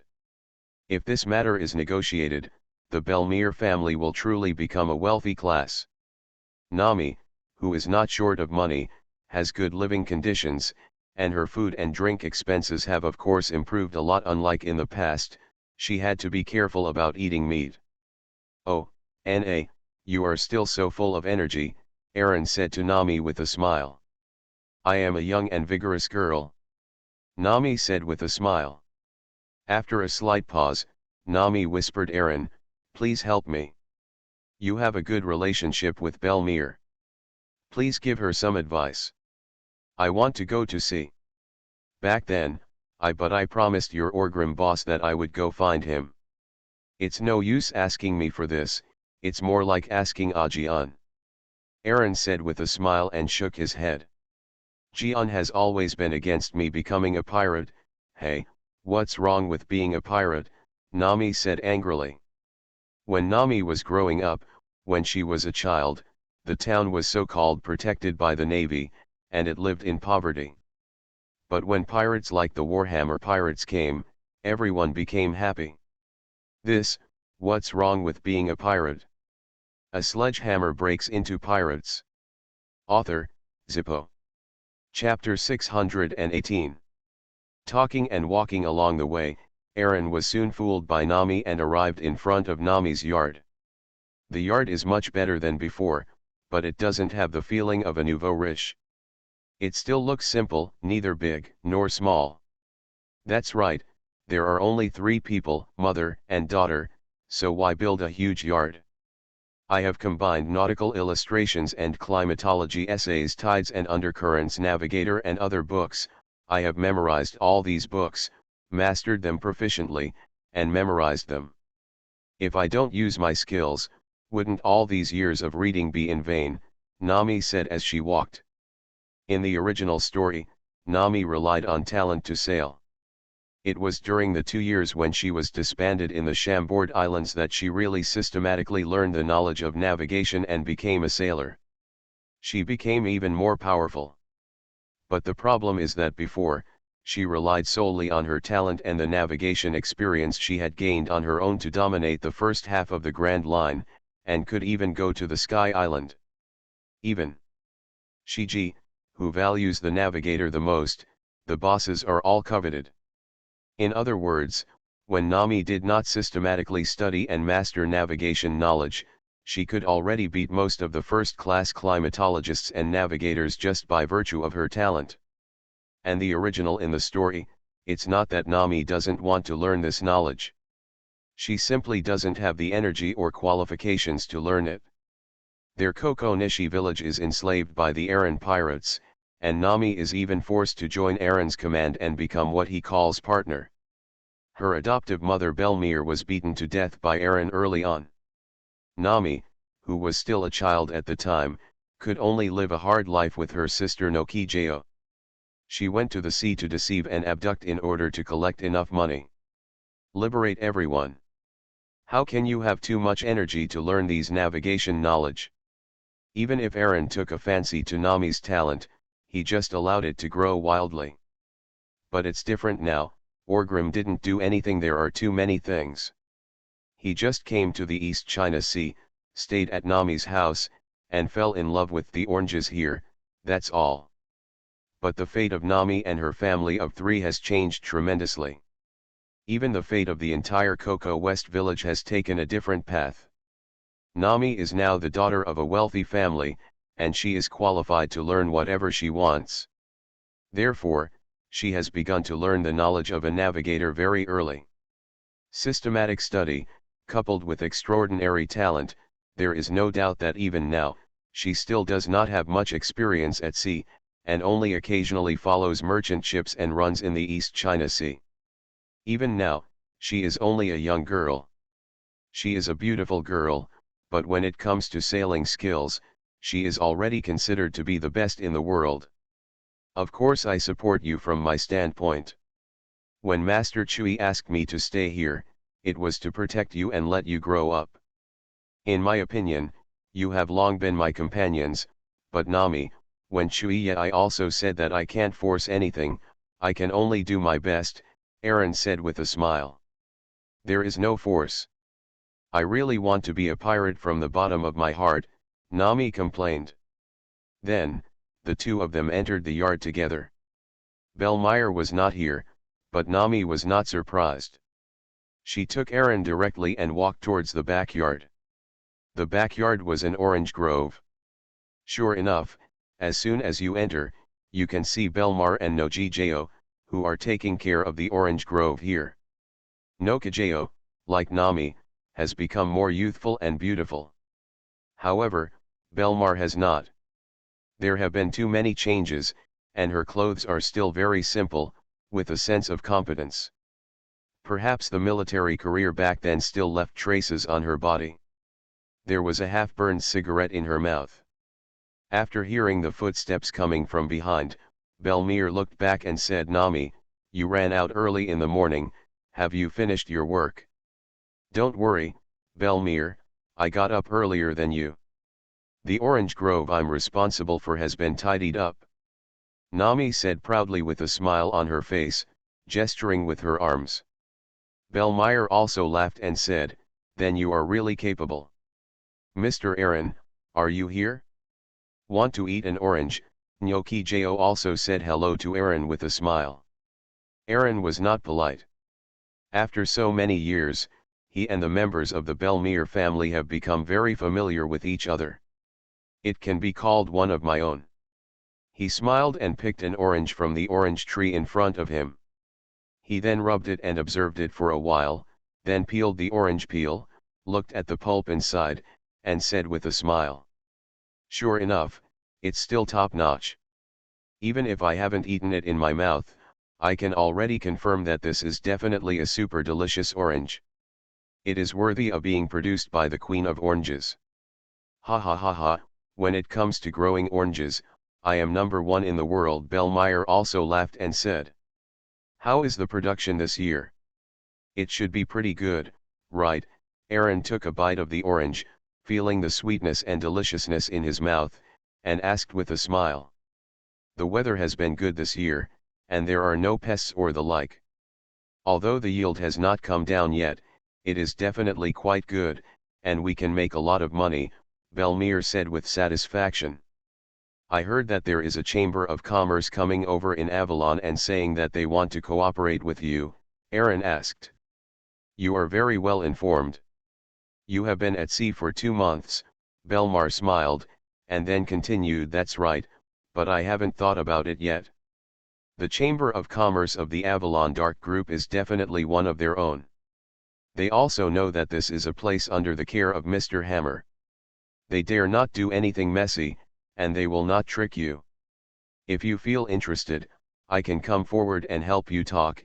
Aaron nodded and said. Bellmeyer thought for a moment and then said, "I'll think about it again." "Well, of course," Aaron also said in approval. At this moment, Nami stood next to Aaron and tugged on Aaron's clothes. After seeing Aaron turn around, she quickly winked at Aaron. "I call you, I didn't ask you to come home to talk about things like oranges or oranges. Sailing. Sailing. I want to go to sea." Aaron smiled and turned to look at Bellmeyer. Bellmeyer seemed to have noticed Nami's the little move was the same, like glaring hard at Nami. Nami whistled as if nothing was wrong. "Ha ha ha, stop staring, Bellmeyer. Nami are now old enough to go to sea. You should also know about her talents and dreams, right?" Aaron said with a smile. "I'm a very good navigator, and I dream of drawing a sea map of the entire world with my own hands." Nami was afraid that Bellmeyer didn't know, so she quickly followed. Bellmeyer glared at Nami again, but then, he shook his head helplessly. Back then, before Mr. Chui left, he said that if Nami wanted to go to sea, she was more than welcome to join. "My Mr. Chui has taken great care of Nami and you. Over the years, I don't need to say more, right? So isn't it a great thing to have Nami join our Warhammer pirates? The future is bright," Aaron said with a smile. Bellmeyer hesitated for a moment, then said, "But, you are pirates after all." "What's wrong with being a pirate?" Nami said, very dissatisfied. Before Bellmeyer could speak, Nami continued, "Because of the Navy, what kind of life did the 3 of us in Kokoyasi village live? Everyone is not happy at all, but when the Warhammer pirates arrive, how will we live after that? So, what's wrong with being a pirate? Just like the Navy, there may be righteous Navy and degenerate bastard Navy, so there must be pirates who destroy everyone's happiness and pirates who create happiness. Nami, you may not know that the Warhammer pirates may not be the kind of pirate group you imagine that can create happiness. This place, this Coco West village, is just an exception." Bellmeyer couldn't help but said. "Of course I know," Nami said without hesitation. Still not waiting for Bellmeyer to speak, Nami continued, "Over the years, I have been investigating and studying the Warhammer pirates. Even Orgrim, I have heard their stories and experiences countless times. I know the Warhammer pirates very well." Bellmeyer was stunned there. For a moment, he didn't know how to speak. "Yes, the Warhammer Pirates are the most powerful pirate group in the world today. Their actions are indeed not very good looking, and can even be called quite evil. But the more I study, the more I discover that things it doesn't seem to be so from the surface. Let me give you the simplest example. Back then, it was called the most chaotic island in the world. The New World's largest pirate paradise, the island of eternal night cursed by God, Avalon. What's going on? Nami asked first. But before anyone could answer, Nami continued, that's a place only pirates are willing to go. It's an extremely evil place, but what about now? Who in the world, at least from a businessman's point of view, does not yearn for Avalon? The chaotic dark world has become orderly. Avalon, which was once littered with corpses, is now the pearl of the Evernight Sea. No, it can even be said that it is the most prosperous, most potential, and most powerful place in the entire New World. Under the rule of the Warhammer Pirates, it became the core of the New World. The entire Sea of Eternal Night is the most peaceful sea in the New World. Several chaotic battles in the New World and the Sea of Eternal Night have been protected by the Warhammer Pirates. Therefore, I don't have to look at what the Warhammer Pirates have brought to others, because I am a vested interest. I have always lived in the territory of the Warhammer Pirates and enjoyed the benefits and hopes brought by the Warhammer Pirates. Then, I don't have to be hypocritical to observe the thoughts of other opponents and enemies. I just need to experience it myself. In my experience, no matter how the Warhammer Pirates behave externally, internally, they are absolutely always the same. We are creating happiness for everyone. As long as I know this, that's enough, Nami declared loudly. Belmir was shocked. At this moment, she seemed to understand that Nami had grown up and had her own thoughts. Aaron also smiled at this time, said Belmir, no matter what, you must admit that Nami can go to sea, right? Bringing his thoughts back, Belmir nodded and said, although I really want Nami to stay with me, I know that she will definitely go to sea, because she loves the sea and yearns for the sea. Her eyes were full of this kind of joy. That's it? If Nami wants to go to sea, she must become a powerful guy. Now, a new era has arrived. This era is the era of world-to-earth duel between pirates and navy, and it is to determine the next maritime hegemony era.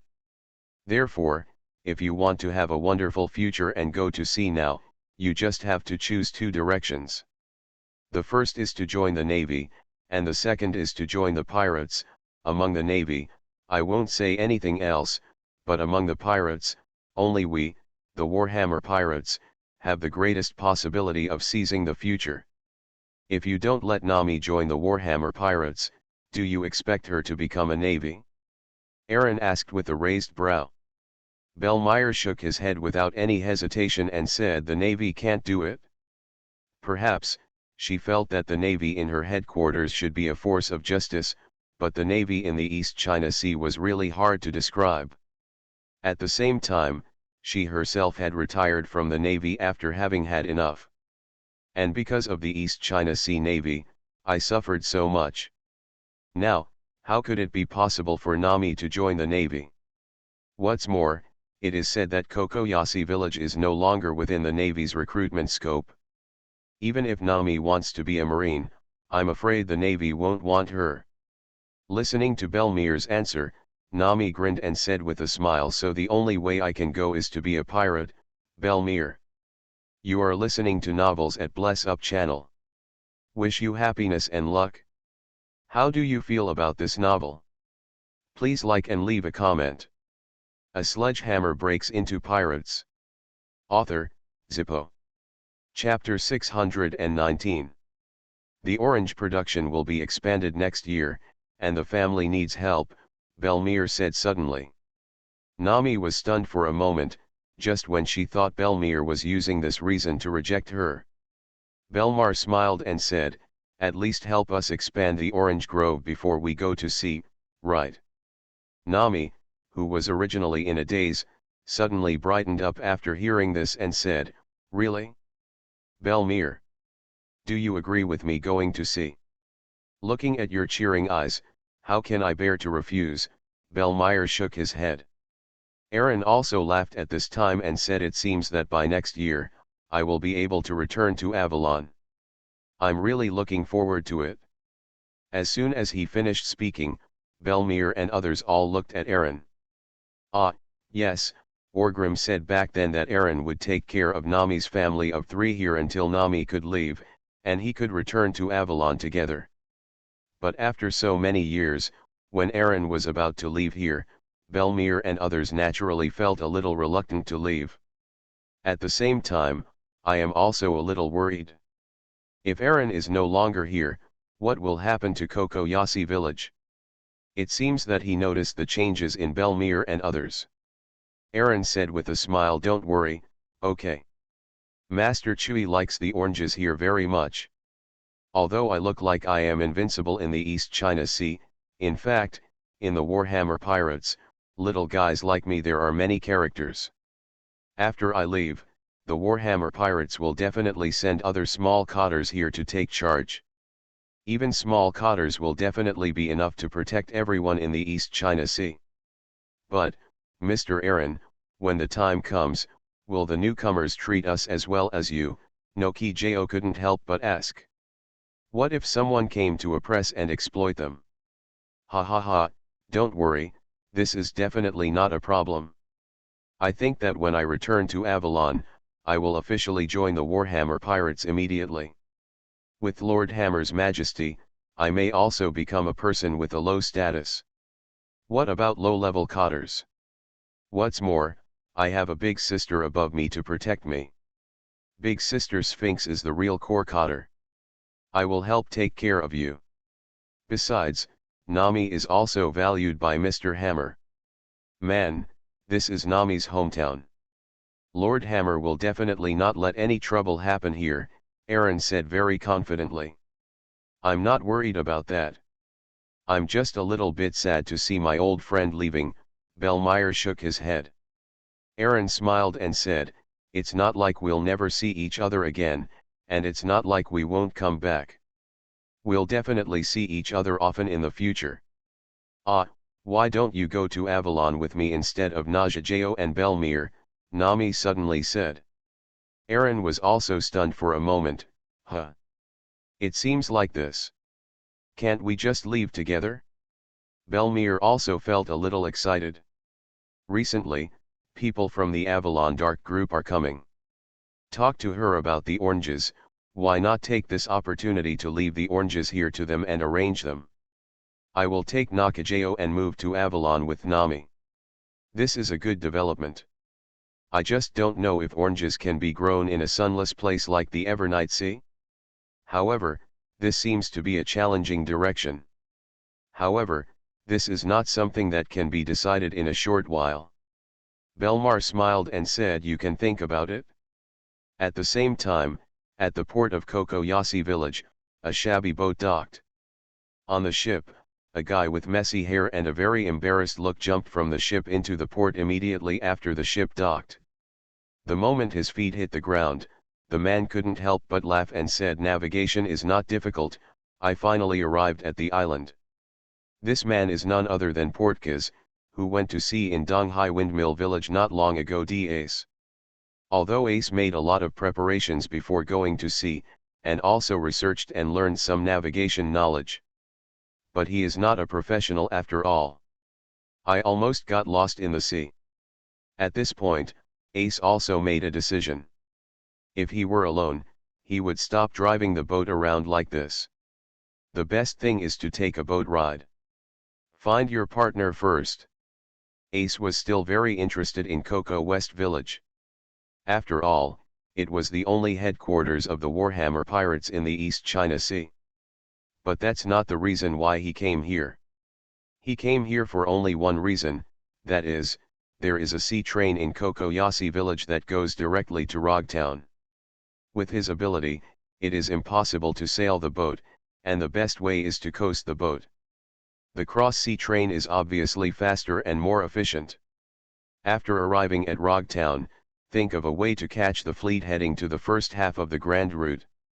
Now that the war has passed for some time, the caravans in various sea areas should have begun to resume their previous operations. This period of closure has definitely put a lot of pressure on many chambers of commerce. They should actively go to the first half of the Grand Route to find new trade opportunities.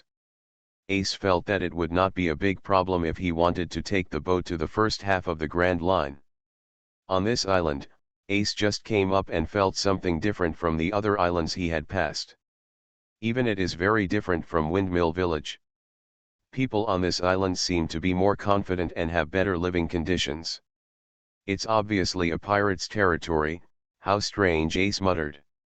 Then he decided to go eat a king meal first. He was about to starve to death.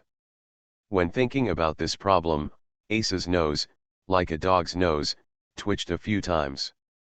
Next, his eyes lit up and he exclaimed softly, "It smells so good." Without thinking, he just followed the scent and walked towards the distance. Generally speaking, the port is the most prosperous place on the island. And in this prosperous port, there is a small shop open. People are coming. It was crowded with people. Ace followed the scent and came to the shop. He looked up and said, "Deep sea takoyaki." After murmuring, Ace walked in without being polite. Inside, an octopus fishman with 6 hands was skillfully handling takoyaki. Ace was shocked when he saw this scene. Oh! This was the first time he saw the murlocs. Before, he had only heard of it. When he was in Windmill Village, he heard that there was a group of murlocs from the deep sea in Cocoa West Village. They were all members of the Warhammer Pirates. Now, he finally saw it, and saw an octopus man grilling takoyaki. Is this considered cannibalism? But although he was surprised, he did not ask anything. He sat on the table and looked at the octopus boss yelled takoyaki for 10 people. Xiao Ba, he left the Sun Pirates with Aaron and came to the East China Sea.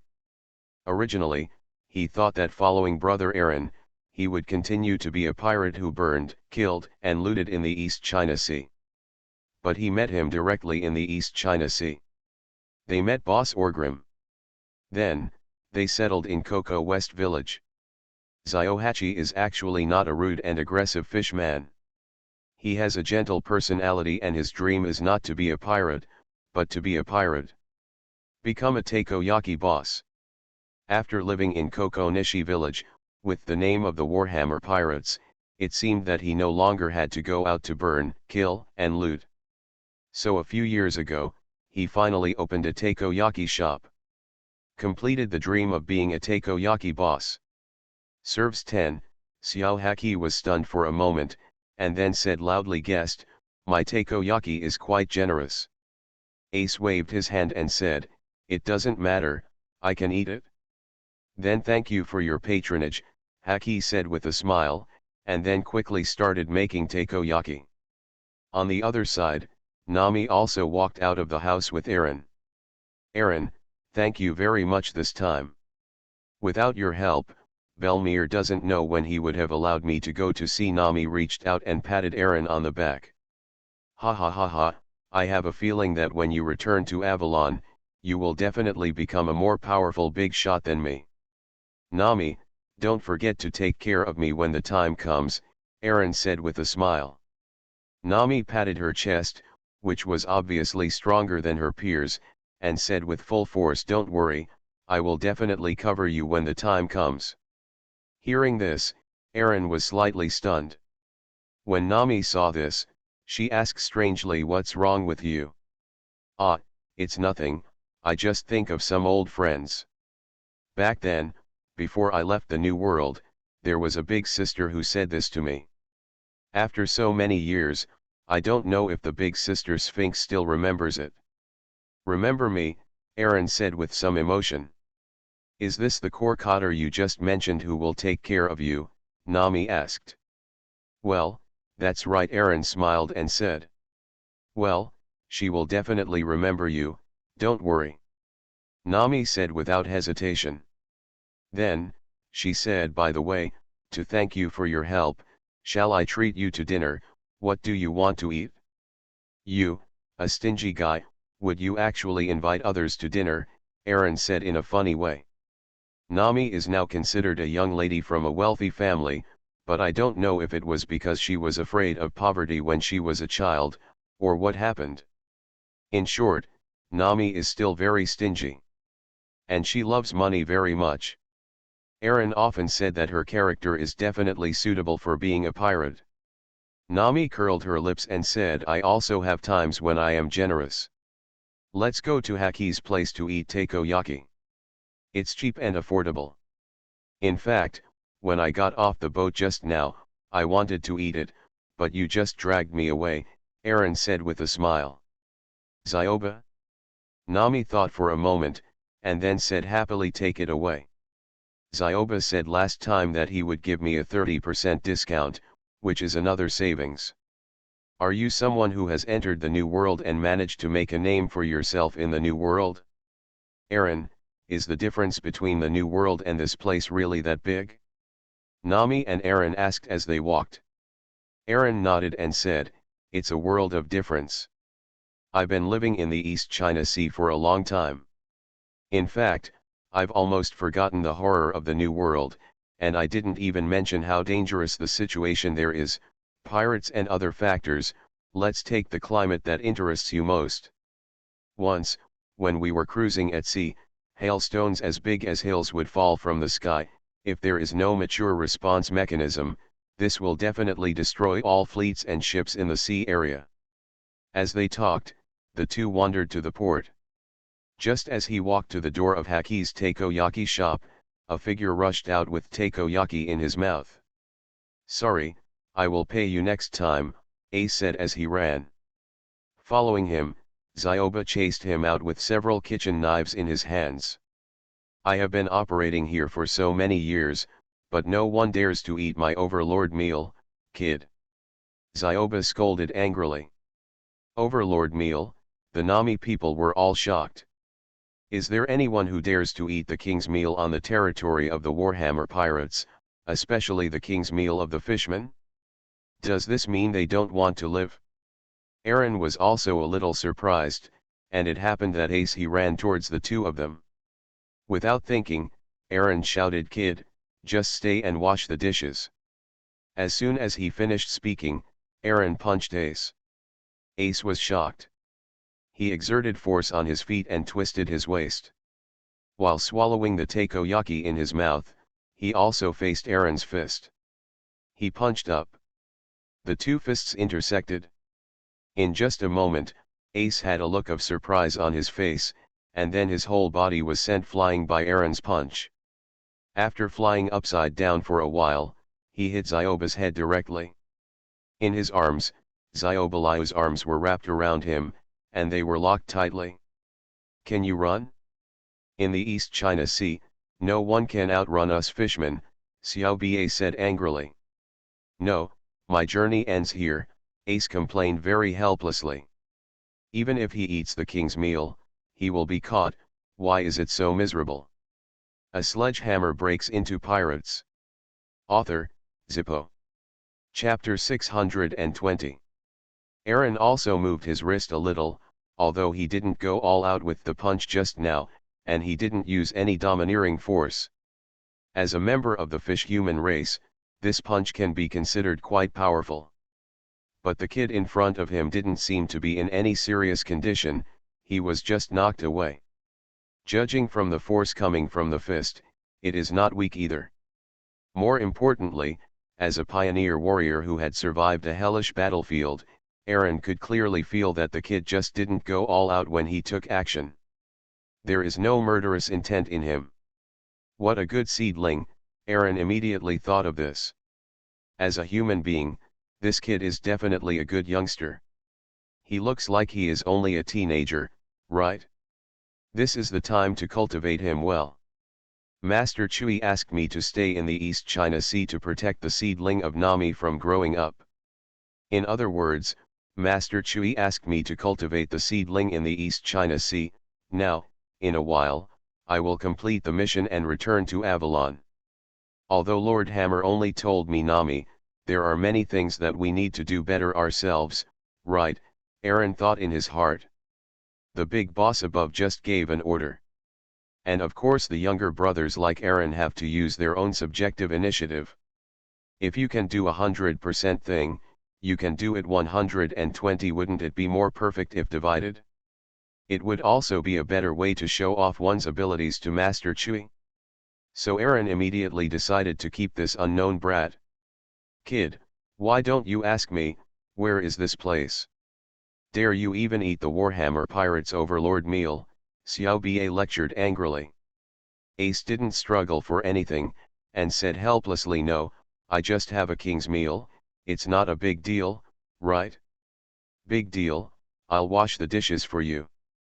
Hey, you are in such a miserable state. This kind of behavior can be regarded as an act of provoking the Warhammer pirates. It can be big or small, and killing you is not an exaggeration, Nami said aggressively. Ace was stunned for a moment. What? Are you going to be killed for eating the king's meal? Are your Warhammer pirates so domineering? But before Ace could speak, Nami's eyes flickered. Son, he continued, of course, I don't have to kill you. If you sincerely apologize here, I will help you intercede with Zioba. Sorry, Ace apologized without hesitation. Nami looked at Ace a little surprised and couldn't help but said, are you so shameless and shameless? What kind of shame does it take to be a pirate? Ace smiled and said. Pirates? Aaron was stunned for a moment, and then asked, are you a pirate? What pirate group is it from? After hearing this, Ace said with some embarrassment, the pirate group hasn't been formed yet. I'm a pirate who just went to sea and I haven't found a partner yet. Ha ha ha ha ha ha, Nami was the first to laugh and said, so you are a newcomer. It is just like what you said, Aaron. The more newcomer you are, the more fearless you are. In the new world, no one dares to fight in the Warhammer Sea, have a meal in the thieves' shop. Aaron couldn't help but laugh, and said, that's really a pity, little pirate brother, your ambition ends here. If you join any other pirate group, it will actually be a bit troublesome, regardless of whether that pirate group is strong or weak. It will have some impact to some extent. But a brat like this who calls himself a pirate has actually never done anything, has no companions, and was caught just after having a meal. On the contrary, it is much easier to arrange. However, Aaron was not in a hurry to express what he meant. After taking a look at Zioba, Aaron smiled and said, forget it, it's not a big deal. Just lock this bastard kid in the store and let him go first, I'll wash the dishes for half a year. Zioba was just a little angry, but he was not a cruel person. After hearing what Aaron said, he nodded and said, okay, I will listen to you, brother Aaron. Half a year, everyone in Ace is dumbfounded. I just had a meal for 10 people. In terms of compensation, half a month is a bit too much, right? You said it, half a year. Why are you surprised? You offended the Warhammer pirates and only washed dishes for half a year. You are already lucky, right? Nami raised her eyebrows and said. Give me 3 days and I'll collect enough money to make up for it all, okay? Don't worry, I will never run away, Ace said quickly. This is not a matter of money, it is a punishment. Aaron waved his hand and said. Humph, kid, don't even think about running away in the next 6 months, I'll keep an eye on you. Zioba snorted coldly. As he said that, Zioba locked up Ace and dragged him towards the store. Ace struggled and shouted, hey, give me a chance. 1 day, no, it will be fine in half a day. In half a day, I will definitely make up for all the money I just paid for the meal. Seeing Ace being caught into the store by Xiao Ba, Nami glanced at Aaron with a sly look and said, Aaron, what are you going to do to this kid? Aren't you a brat too? Still calling others a kid, Aaron said a little funny. Different, this lady is a person of status, and is about to become a reserve cadre of the Warhammer pirates. Based on Orgrim's appreciation for this lady, the future is just around the corner, Nami said a little bit. Aaron didn't refute anything and said, Did you see it? Of course, you have a good temper. Even if that kid really eats the overlord meal, with your temper, you can only let him wash the dishes for a few days at most. How could it be possible for half a year to start? And half a year later, we were about to leave Kokoyasi village again. Tisk, no matter how you think about it, there is a problem, right? Nami said happily. You have a really good brain, Aaron praised first. He was able to realize so much from just one detail, and he also cooperated to a certain extent. As expected, Nami is very smart. Although he only punched one just now, that kid must have some skills. Qualified people. I'm going to take this kid back to the new world and see if Mr. Chui is interested in him or something, Aaron smiled and said. Don't recommend all cats and dogs to Orgrim. His ability and vision are so high, only someone as powerful as me will be favored by him, Nami said a little bit stinkingly. Ha ha ha ha, it's nothing, it's just that he has more mouths to eat. If Mr. Chui doesn't like it, it's not a bad idea for me to take him and train him. Ah, by the way, maybe my little highness will be interested. I heard that his highness Andrest had gone to sea with Lord Neiman some time ago. This may be a sign. I am afraid that Lord Hammer will release his highness before too long.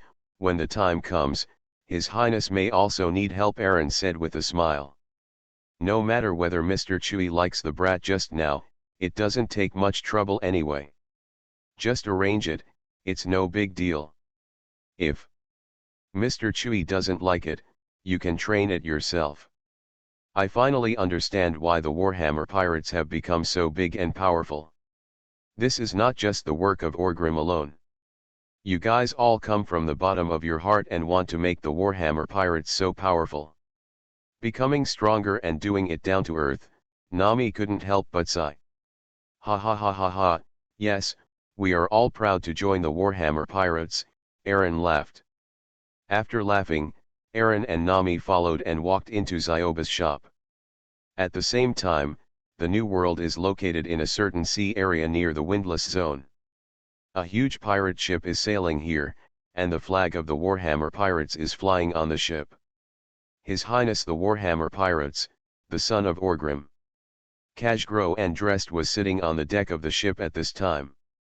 He was holding a piece of white cloth in his hand and was wiping his beloved sword, Demon Sword, and Zindu. Following his aunt Neiman, he has been going to sea for a while. They had gone to the Totland Sea area before, and a large part of it was assigned by their father to the Don Quixote family. It can be regarded as temporarily giving the benefits here to the Don Quixote family. The reason why it is said to be temporary is because Andrest also knows that in the near future, the Don Quixote family will be completely included in the Warhammer pirates. His aunt Neiman and Doflamingo have become husband and wife in essence. And that sea area is now under the management of Aunt Neiman. There are many rich mineral deposits in that sea area, which are extremely valuable, and Aunt Neiman has almost taken care of everything there. Now, prepare to take yourself to Bihai. Andrest didn't know exactly what to do, but he probably knew something about the Don Quixote family's business. Bihai can be regarded as the main business area of the Don Quixote family. No.